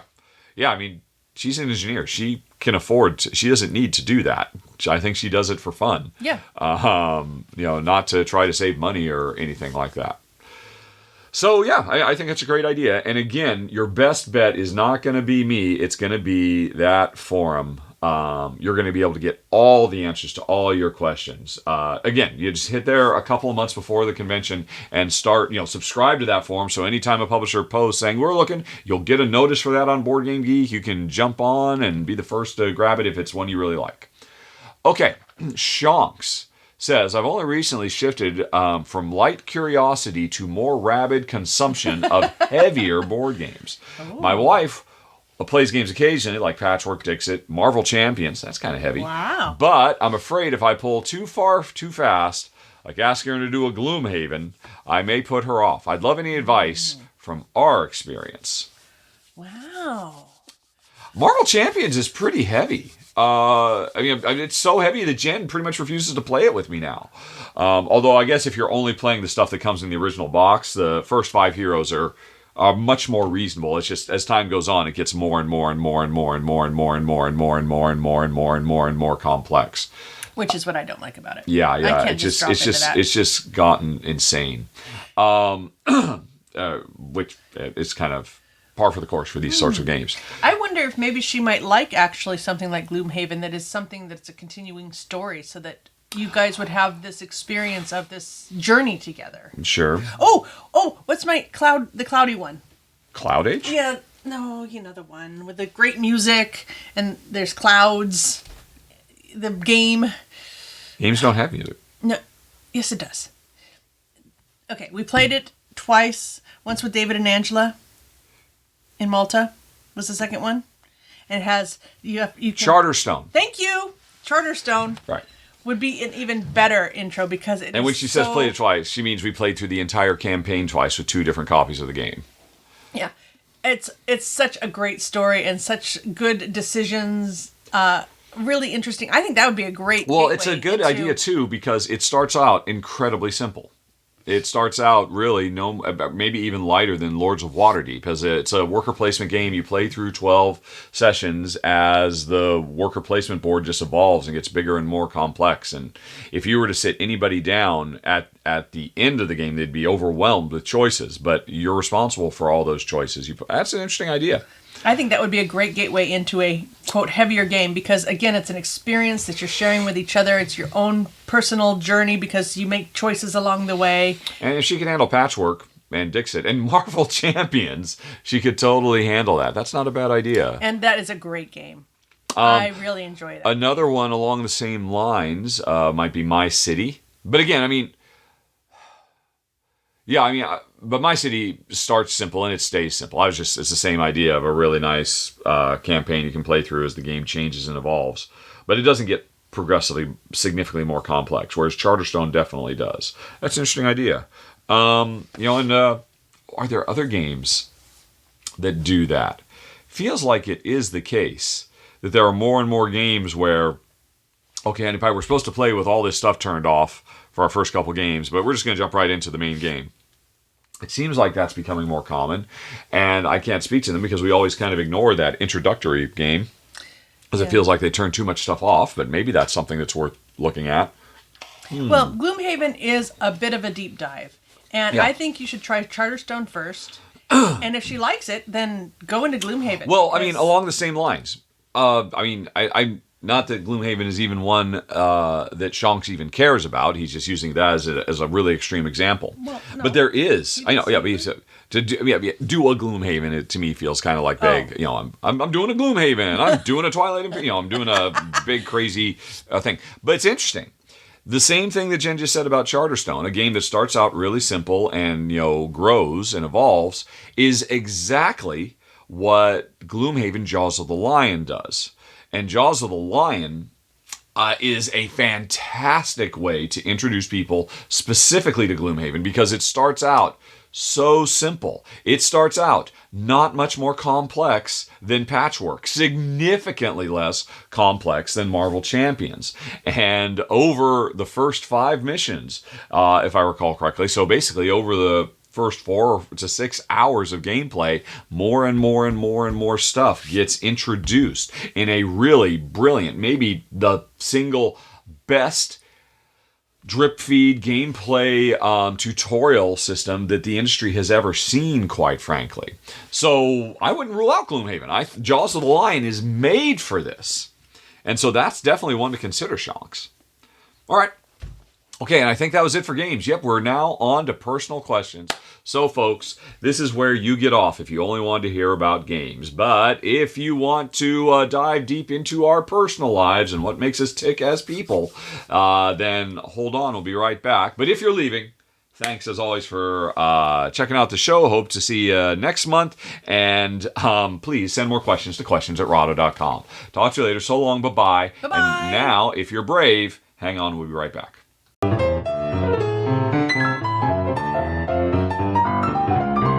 Okay, folks, let's get to those personal questions. First of all, a couple of games that Jen has nothing to say about.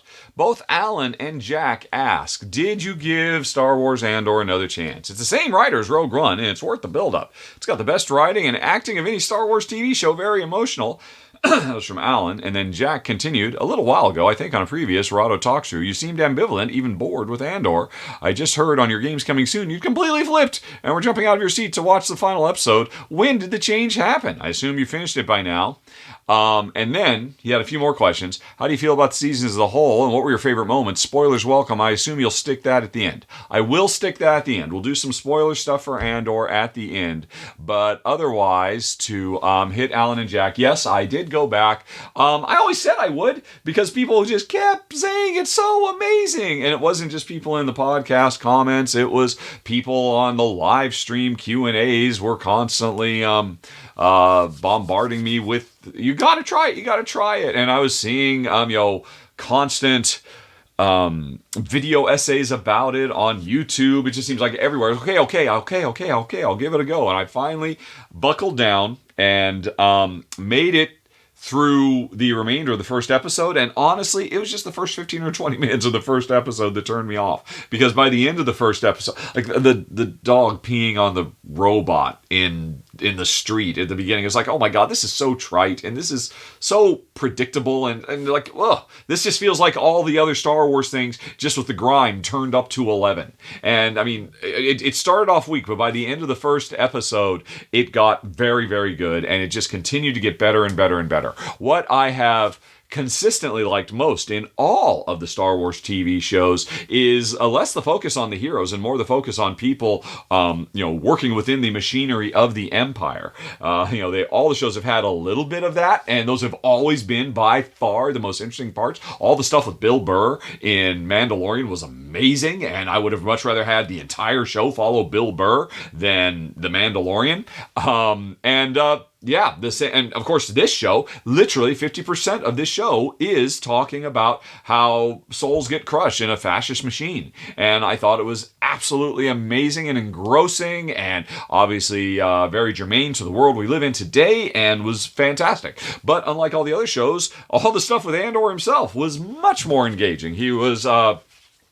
he was still my least favorite part of the show, but unlike Boba Fett, he was not like, and I don't even care for it at all. I was engaged from start to finish. So there's no one thing that flipped the switch. It was just a constant deluge, and I had every intention of going back. I mean, just after the first couple of people had said, well, you really have to give it a try. Okay, I'll give it a try. And it was just a matter that I'd kind of caught up on all the other stuff that I was trying to watch. And so, okay, I'll give it a try again. And I'll make it through this first episode. And by the first episode, I was hooked. Was there any one thing? It was, I think I just reached a critical mass of so many pop culture critics saying, yeah, this is literally the best show of the year. And it doesn't matter whether it's a Star Wars show or not. I'm not saying it's the best show of the year, but it's probably, it's certainly in the top 10 best sci-fi shows I've ever seen in my life. It is potentially the best, I'd still give it to The Last Jedi as the best thing that's ever been produced under the Star Wars banner, but it is either the best or the second best, depending on how... Last Jedi is tough to beat, but it's really, really good. And yeah, I highly recommend it to everybody except for Jen, because it is very grim, and Jen doesn't want to see that kind of stuff. Plus, she doesn't care about Star Wars at all. She's really kind of anti-Star Wars anymore. Let's see. But for the rest, we will circle back at the end, folks, after we do the rest of the personal questions, and we look at pictures of dog, and Jen gives her words of wisdom. I'll talk about, what was it? What did I think of the season? What were my favorite moments? All right, I'll get to that at the end. But anyway, Honey Pie, you can put your phone down, because it's that time of year. Bring on the retrospection. Oh, dear. Questions for Rahdo and Jen from Jack. Ooh. Top 5 movies, top 5 TV shows, and for Jen, also top 5 books. Oh. I know it's been a particularly hard year for both of you on a personal level. I hope you found comfort in each other, and the support you receive from others. Have a Merry Christmas. Thank you, Jack. That's the best Jack attack. Okay, so that is tough to do. Honey, if you want, I can go on ahead and pause so you can gather your thoughts and think about stuff. Right off the bat, can you just think, yes. Because those are arguably the best. If there's one that just jumps right out at you on a gut instinctual level, then that's got to be one of them. So, right. Well, we watched 2 movies recently that were absolutely fantastic. Alrighty. So, we enjoyed, what was the Jack, I don't want to say Jack Ryan. It's not Jack Ryan. It's, Ryan Reynolds, Will Ferrell thing we just watched. Spirited. Splendid. I can never remember the name of it. But anyway, Splendid was great. And the Jack Project, or what was that? All right. You really liked the Adam Project. You loved both of those movies. Are you now the biggest Ryan Reynolds fan in the universe? I might be. Mm-hmm. Plus, he's not too bad to look at. He's very dreamy. You actually ultimately went on ahead and watched both Deadpools as well, which shocked me that you made it all the way through them. And I think more than anything else, it was a testament to Ryan Reynolds' charisma that you actually watched both Deadpools from start to finish and enjoyed them even. Indeed. Right. Gosh. Oh, what did you think of Free Guy, though? Because after we watched the Adam Project, directed by and starring the same person. Here's the Free Guy. That was the one where he was a non-player character in a video game, who slowly became sentient. Yes. Oh, that was super sweet. I liked that one. You liked it too. Okay. Well, there you go. Yeah. So ride or die for Ryan Reynolds. That's Jen. Yeah. But I'm trying to think that we did see a couple of movies actually in the theater. One was the latest Disney flick recently. Yes. Which was totally fine, but not worth going to see in the theater. And then we saw that other one up near Tacoma. What was that one? It was a Marvel film. The only films we've seen in the theater were that one Disney thing because we were at a museum and we were stuck there all day and we were okay. We're done with the museum. Oh, they have an IMAX theater. I guess we'll go watch this. It was Black Panther. Of course. Black Panther: Wakanda Forever. Yes, that was actually a very good movie. I enjoyed Putting that. it in the top 5 films of the year potentially. And like I said, I mean. Okay, I know you're only gonna be able to make it so far, but okay, I can pull up lists so you can that one and that one and that one too. Okay, well, first of all, I want to say on the top 5 TV shows, that one that we just watched with Thor. Oh, Limitless. On Definitely. Disney Plus. That was awesome. You really liked that a lot. Oh my gosh, that was amazing. Very inspirational. Yes, all plus right. looking at Thor. Yeah, and plus you got to look at Chris Hemsworth with his shirt off a lot. Yeah, nobody minds that. Yeah. Well, did you mind that? No, I didn't mind that. Okay. That was fine. He's a beautiful man. He certainly is. And other TV shows that I liked. We've been watching a lot of nature ones. What was that one with the heroes that was so awful except for the last? I'd have to, let's see. I don't remember the name of it. It was Michael B. Jordan was the narrator, nature show. I think that was also on Disney Plus. Let's see. Right, that one was called America the Beautiful. Okay. Great photography and everything, but ridiculous text and talking. The conceit. I mean, Michael B. Jordan did his best, but it was not the most. I mean, it was not up right there with the BBC nature shows. But you really liked the last episode, which was entirely devoted to what people are doing, conservation efforts that are going on right now. Yeah, in their neighborhoods that are making a difference, and that's exactly what we need to be seeing now. Is how can just one person make a difference? All right, so you're going to say specifically final episode of America the Beautiful, also on Disney Plus. Yep. So you're going to call that as one of the top 5. I mean, yeah, you were really buzzing after that episode. I was. And there was something right after that, too, that we watched that was very similar. Do you remember what that show was? I remember we did it like that was that one, and the next day we watched another one. I was like, oh my gosh, all of this wonderfulness is going on out there. I don't know. But you have to find that because Yes, I know. That's what I'm saying. I will pause. I will bring up a list of TV shows and movies so we can. But I mean, this is cool. These are off the top of your heads. Of course, they're off the top of your head because they're all things you've watched within the last 2 months. So you don't remember anything you watched 8 months ago or 9 months ago. So you will need. I mean, me too. I tend not to. I'll have to do a little bit of research on this, but I am ready to pause when you are. Okay, that's fine. All righty, folks. We'll be right back. All right, Jack. That's a nightmare, as it turns out. Oh my God! Why is this so freaking hard? So here's the deal. Jen thought, it'll be easy for me to tell you my favorite books. She read a bunch. They're all listed right there on Kindle, but Kindle doesn't make it in any way, shape, or form easy for her to just like at a glance. I don't remember what that book was. What's the summary of it? And she tried for 5 minutes. I refuse. I just can't. I can't. This is too much. So. Well, after we'd just gone through all the TV shows and the movies. So, like, and then. My brain's tired. How hard is it to get to? I mean, all I could find for lists of movies in 2022 is top 10, reviewer picks over and over and over again. All I wanted, and I could not find anywhere, just give me a list of every freaking movie that came out in 2022, sorted by Rotten Tomato audience score. Impossible to freaking get. So, and the reality is, we're both to the point where the vast majority of movies we watch, and we watch very few, we end up thinking we would have been better off watching a TV show. And so, sorry, Jack, I can't give you a top 10 movies. And nor can Jen, nor can she give you books. But, man, TV is fantastic. TV so destroys movies anyway. And if Kindle had a better interface, Jen maybe could have given you some books, but she just can't do it. I'll work on it for next year.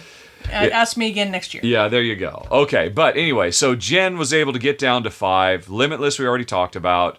Lazarus Project, I agree with, and that's such a shame. I went and looked. I don't think you can stream anymore. We watched it when it was on Sky Plus because we're still British citizens, and NordVPN let me trick the world into thinking we were in England again. Best science fiction TV show maybe ever. Yeah, certainly really best time travel story ever done in human history. So incredibly amazing. Yep. And just a tiny little show that is almost impossible to find now. I thought for a while it was going to get picked up by Amazon Prime, but I couldn't find it. So very sorry about that. And honestly, I don't want to say anything other than just how amazing it is, because I wouldn't want to spoil a single second of it. Nope. It's great. It's absolutely insane. I'm so glad we stumbled across that. Jen really loved The First Lady, which was, I think it was 6 or 8 episodes, paralleling the lives of Eleanor Roosevelt, Betty Ford, and Michelle Obama, and their time before, in, and after office. Actually, It wasn't much about after office, just before and in office. Jen,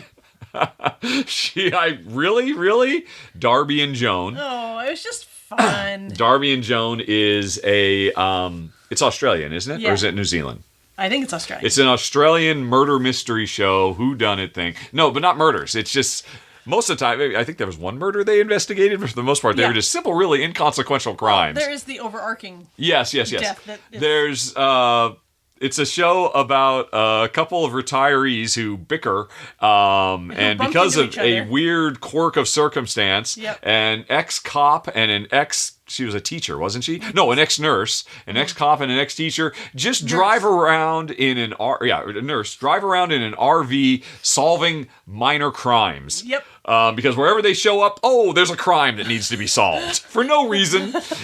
Well, there was some overarching story that did tie it all together. It was a very silly show. It was just nice, and I liked it. It was very RV charming stuff. and pleasant. And of course, we're into RVs now, and made us really look long and hard at Jayco RVs. And Greta Scacchi and Brian Brown, former, successful movie stars, switching to this weird little Australian TV show that Jen absolutely adored. Well, I wouldn't say absolutely adored, but I enjoyed it very much. You put it in your top 5, and you left a lot of other stuff off to put it here. That's true. Yeah, you absolutely adored it. Yes, there's just nothing wrong with a bit of harmless entertainment. Escapist, silly fun. Yeah. Which again, I forget, was it on Acorn, I think? So, and Acorn isn't hard to watch, again, if you use a VPN to trick in and think you're in Australia. And then Rings of Power. Jen said, that's got to be on there. Yes, all right. Of course. And so, of those, I would put Lazarus and maybe Rings of Power in my top 5. I don't think Rings of Power made top 5. Top 10, sure, but not top 5. And Limitless was great, and The First Lady was fantastic, and Darby and Joan is... charming. But anyway, I can't do it. I knocked myself down to 10, and I'm already cheating because Lazarus, if I had to, would be on my... So I'm really looking at like 12. But and I'm also cheating because I'm just putting all the Marvel shows under one umbrella. Miss Marvel, everything that Marvel did, the holiday special, they were all great. I loved them all. But anyway... House of Dragon is amazing. Andor is amazing. Peacemaker is amazing. Severance is insanely amazing. But then also, I don't know if I should put the first episode of The Old Man was so good, but The Old Man was so good all the way from start to finish. Jeff Bridges in peak Bridges form. The Patient was just riveting. The After Party just made me smile. I literally have, whatever, stuck in my head right now, and it'll be stuck in my head for days just because you made me think about The After Party, Jack. Somebody Somewhere was incredibly warm and touching. Highly recommend it. I think that was an HBO show, if I recall correctly. And Kunk on Earth, I just love Philomena Kunk anytime she does something new, and Kunk on Earth was maybe the best she's ever been. So, there we go. That's more than 5. No movies, no books, but we made up with more TV shows because TV is now by far the dominant form of entertainment. I want to go back to my movies, though, that I did love. You did think of one? What's those 2? Yeah, Spirited and... The Adam Project. And The Adam Project. You love both of them. I mean, and honestly, we've probably watched a dozen or somewhere between 1 and 2 dozen movies over the course of the year. Yeah. And the vast majority of the time, Jen's like, why did we even watch that? And I'm like, hey, we can stop halfway through. And so those really stood out to you as well because you love them so much. Yes. Those would go on my can watch this of all time every year. kind of movies. Spirited or whatever that one was, that's going to be every year for Christmas. Yep. I wouldn't be surprised if we watched it again before the end of this year. Probably will. That was awesome. Yep. Ripples! Yep. Alrighty. Let's see. So, moving right along to Joseph. How do you feel about media made by highly problematic creators? For example, if you found out one of the designers of your favorite game was a blatant racist, could you enjoy the game? Personally, I have a hard time enjoying anything if I know the creator is severely problematic. How about you? How about you, Honey Pie? That is difficult. That is difficult because sometimes the thing that redeems somebody is, let's say, their work. And maybe they've provided something wonderful to the world, and they personally aren't that great, but yet they have contributed something wonderful. So I don't know. I suppose it's on a case-by-case basis. And part of the problem with social media is we know a lot more about people than we used to. You know, it's probably that has probably been an issue since time began. Immortal. Yes, exactly. So I think actually maybe deeds count more than words in this particular instance. Well, I mean, it's interesting. A blatant racist, no. An apologetic racist, somebody who actually reckons with their problematic behavior, publicly acknowledges, well, yeah, I was on the wrong side of whatever it might be, and I'm going to try to do better. I am very quick to forgive and give a second chance to. And to recognize that there's growth. Yeah, and I mean, hey, I ostensibly got canceled 2 years ago, and I recognized the mistakes I made, and my audience, by and large, was ready to forgive me when I looked deep and took away lessons, and I think I came out of it as a better person as a whole. So I am inclined to extend that same grace period. I mean, I had to deal with this when I was a teen, and I realized, my favorite band of all time, the Beatles, their lead singer is a wife abuser, and he admits it in a song. The first time I heard John Lennon say, I used to be cruel to my woman, I beat her and kept her apart from the things that she loved. Man, I was mean, but I'm changing my scene and I'm doing the best that I can. And he did many interviews about that over the year, about how he literally beat his spouse, and he got into fights all the time, and yet he's one of the responsible for some of the greatest art humanity has ever created. I'm a Beatles fan, and so but again, he reckoned with that. I mean, he openly admitted, yes, this is something that's a dark stain on my soul, and I am trying to do better. And it's why I push so hard for peace, because I know what's at the cornerstone of my heart. And and so I still love Beatles, and I can sing along to that particular verse because that's him acknowledging that he's been a terrible person and that he is trying to do better. So if I see that from a creator, I'm willing to give them a lot of leeway, quite frankly.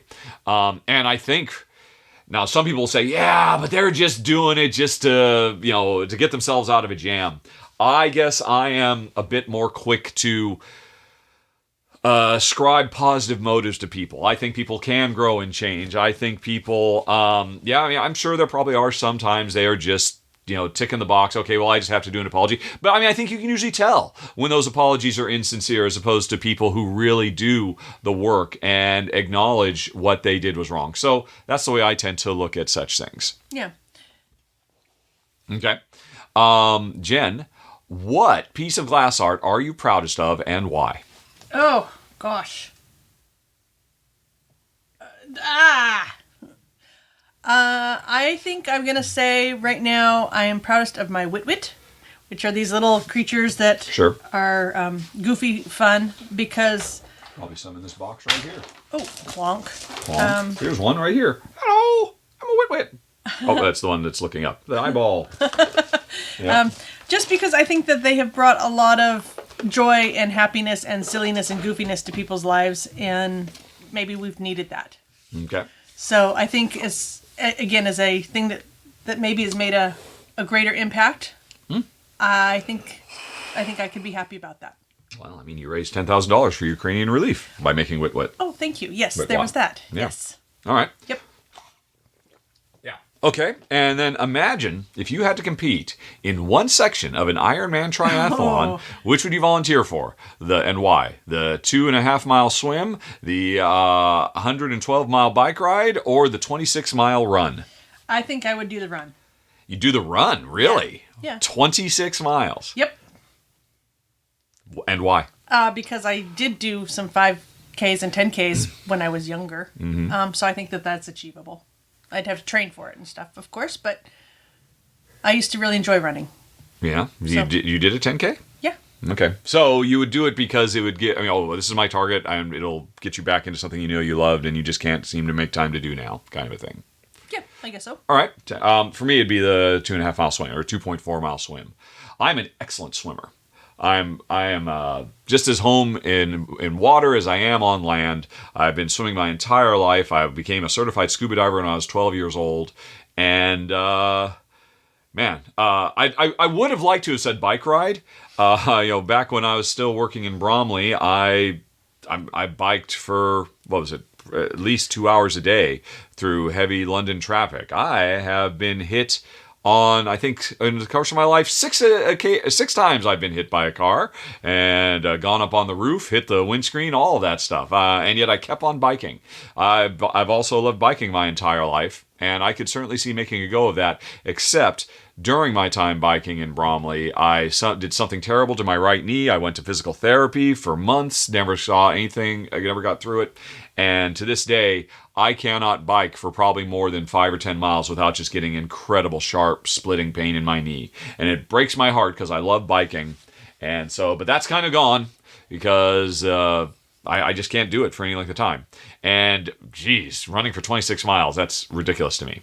And I love swimming, so I think that would be fun. And I just like being in the water, so that'd probably be where I would go. Good question. Okay, Lance has a few questions about TV shows and movies. Oh. Have you ever watched Euphoria and Succession? If so, what are your thoughts? Two of my favorites. Jen has watched neither. Jen would watch neither. I've watched Succession. I think it's fantastic. Oh, by the way, I should say, that list we did a bit ago about TV shows, we also very quickly realized we had to limit them to just shows that were new for 2022, because if we were just saying, all shows, and geez, it's such an incredible there's so many amazing TV shows, but we just limited, new shows for the year 2022. But anyway, Succession I think is fantastic. I absolutely adore it. It's so gripping. Euphoria, I know I should watch. I just do not care about teenagers unless they have superpowers. So I just never got around to trying it. Let's see. Have you watched any of Jordan Peele's movies? I just watched all 3 for the first time and I was very impressed, as am I. I've seen them in the order they came out. Get Out, and what was most recently Nope, and what was the interim one? Was it Us? Yeah, I think it was Us. They were all great. I think Get Out is the strongest of the 3, although boy, Nope was such a... If you get a chance to watch Nope knowing nothing about that movie, go in. Try to avoid knowing anything about that. That just... was really, really clever. And Us was great too, but Us, I think, really was a bit more of a stretch. It was like, okay, yeah, the individual moments are amazing, and the performances are great, and, what it says about society, but this doesn't really add up. This doesn't physically make sense that these things could actually happen. So it's a great ride, but, I loved them all, but I think it's the weakest of the 3 because... Again, I wouldn't want to spoil anything. Don't go into Us knowing absolutely nothing, if at all possible, because these movies are full of whoa, I did not see that coming, and I wouldn't want to spoil any of that stuff. Alrighty, what are my thoughts on Get Out, Us, and Nope? Oh, you wrote them down. I didn't have to remember their names. Well, anyway, I just gave you some thoughts. I've seen all of them. I think they're all great. I can't wait to see what he comes up with next. Just absolutely amazing. How did the Key and Peele guy turn into this guy? Incredible. Alrighty. Shonks is back asking, Space Quest or King's Quest? Right, this was a quick one. We didn't have any personal questions, folks. I thought we were going to spend more time on movies and books until we realized, we just give up. Space Quest or King's Quest? I have played neither of them, Shonks, quite frankly. I know they're old Sierra, I believe they're Sierra point-and-click adventures. I was never really into the Sierra Games point-and-click adventures. I was into the LucasArts stuff. So the LucasArts stuff, the best one by far has to be Full Throttle of all time. And then probably Indiana Jones and the Fate of Atlantis. And then, I know, I probably should give, was it Maniac Mansion? The top? No, but it's got to be Full Throttle. Just as to side. Okay, and that's it for personal questions. Not very many. Folks, we need those questions. The questions at Rahdo.com. But that's okay. We're now moving on to Jen's Words of Wisdom. From one of my favorite authors of all time. I have read probably half of all Steinbeck's books back when I used to read a lot, and I hope to do it again someday in the future. But in the meantime, Jen found this and thought of me and sent it to me, and so she says, you should read this, and I'm going to read this. Only in laziness can one achieve a state of contemplation, which is a balancing of values, a weighing of oneself against the world, and the world against itself. A busy man cannot find time for such balancing. We do not think a lazy man can commit murders, nor great thefts, nor lead a mob. He'd be more likely to think about it and laugh. And a nation of lazy, contemplative men would be incapable of fighting a war unless their very laziness were attacked. Wars are the activities of busyness. John Steinbeck. So are you pro laziness, Honey Pie? I'm very lazy. Yes, I think that's the ultimate reason to be lazy. Yep. I think one could make very strong pushbacks that in a nation of laziness, you'll get fascism pretty soon too, because war for war's sake is not great, but war to ensure freedom. I don't know if I agree with the great man, but boy, I still did love his books back when I used to read a lot. Okay, time to move on to dogs. We have one dog from Shonks, who include a pic of a pooch for our perusal. Morgan is our not-so-little one, a Staffordshire Terrier. Staffy, as they're known. The rescue poor girl was afraid of the world when we got her, and it took us almost a year to get her to give a little woof. Treats helped. She just enjoyed her first snow as we recently moved from Florida to Vermont. I would include a pic of her in it, but I ended up capturing her first snow poo. So I figured this picture was cuter. She loves the snow. I wish more people knew just how sweet, kind, and loyal pit bulls can be, and look at that. Oh, she's lovely. Oh, is she wearing a sweater? Oh, I thought she said, yep, yeah. They've matched her. I know, yes, the stealth sweater. And then a whole bunch of games in the background, too. Yep. There's Mars, I assume that's the dice, the card game, and man, I can't read those games. That's a very but that's not, Life! The game of life, right next to Terraforming Mars. But, yep, that, was it Morgan? Yep. Yeah, Morgan. That is a cutie patootie. Yes, and yeah, pit bulls, I mean, they're so wonderful and loving, and I know they get a bad rap, and yeah, there have been some people who abuse their dogs and turn them into monsters because the people are monsters, but, that is not their natural state of being. No, they used to be the nanny dog. Really? Yeah, they were actually used to watch children and stuff in like the 1800s and 1900s in England, at least. Wow, I did not know that. Yeah. Because they're so insanely loving and affectionate. And very patient, and they don't mind children climbing all over them and all that sort of thing. Yep. And then some assholes bred them to fight and then it became a societal thing, a few bad events, but man, she is a sweetheart. Okay, and folks, we have now made it to the end where I'm going to get back to Jack, who wants to know favorite moments from Andor. Spoilers welcome. Jen didn't watch the show, so she is leaving. Say goodbye. Say goodbye. Alrighty. Thank you, everybody. Happy holidays. Yep. And I'll move the camera back over here. Although I'm not really going to spend too terribly much time on it. Favorite moments. Well, of course, I mean, the action was all fantastic. All 3 action scenes. By the way, folks, we're full on. I'm not even gonna say spoilers. Once again, this is only for people who've watched the show. But yeah, I mean, obviously, amazingly staged action sequences. Made all the more powerful because they weren't trying to. We got to make sure we have our action scene in every single episode. Nope. We'll just build up for 6 episodes to have an entire episode-long action scene. Let's see. So of the 3 big, the heist, the jailbreak, and the revolt, right? Those are really, and maybe was there any other action, Star Wars action at all? I don't think so. Which one did I like the most? Boy. Probably the heist. Because I think I was most invested in those characters. That's not to say I wasn't super invested in Andy Serkis and but I think, we got to really get to know the characters involved with the heist a lot more than we got to know the prisoners. I couldn't tell you the prisoners' names, but I was able to tell you the members of the heist's names. And, really all I know is Andy Serkis and the overall. I mean, man, what an amazing science fiction concept, the notion of how that prison worked. That was absolutely fantastic. And it was great for... I can't even think of Andy Serkis' name. Of course, I watched it 2 weeks ago, a week ago? So I've already started forgetting names because I watched too much TV. But I would say everything to do with the heist was absolutely fantastic, including, of course, the special effects related to the whatever they called that meteor shower.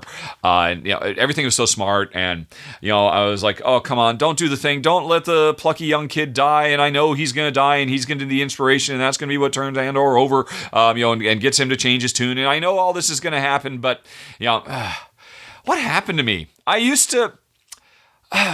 Or is it just these Star Wars shows? I mean, it really feels like these Star Wars shows just tick a lot of boxes. They're just so obvious. Even this one, the best one of all time. Okay, as soon as I saw that kid and I saw, oh, he has a journal? All right, he's going to die, and he's going to give that journal to Andor, and that's ultimately going to be the thing that pushes Andor over into becoming the man he is when we see him in Rogue Squadron. And surprise, beat by beat by beat by beat, he was. And that was too bad. But it's fine. I mean, there's nothing wrong with hitting, it's like a song, hitting a really satisfying note, But first time I've heard this song, I know where it's going to go because it's just so well written and it hits those. I mean, I assume there are cliches in composition, just like there are cliches in storytelling and movies and TV. But still, I mean, it was so well done. But I mean, for the brief moment, I thought, oh, he's actually going to live. They are going to, and it, actually, I guess if anything, that did make, his death a bit more powerful and impactful because I thought, wow, he's actually going to live. They're going to subvert expect. Nope. Oh, then he died again. So I got the rug pulled out from under me. I thought, oh yeah, of course he's going to die. Oh, look, there it is. He's going to die. Oh, he's he did his final sacrificial thing, and they made it to a doctor. He's going to live. And no, they didn't. So if they're going to do the cliche, they did it fairly well. But again, as I started mentioning before, I'm just talking about the Andor stuff, and that was really the least interesting things.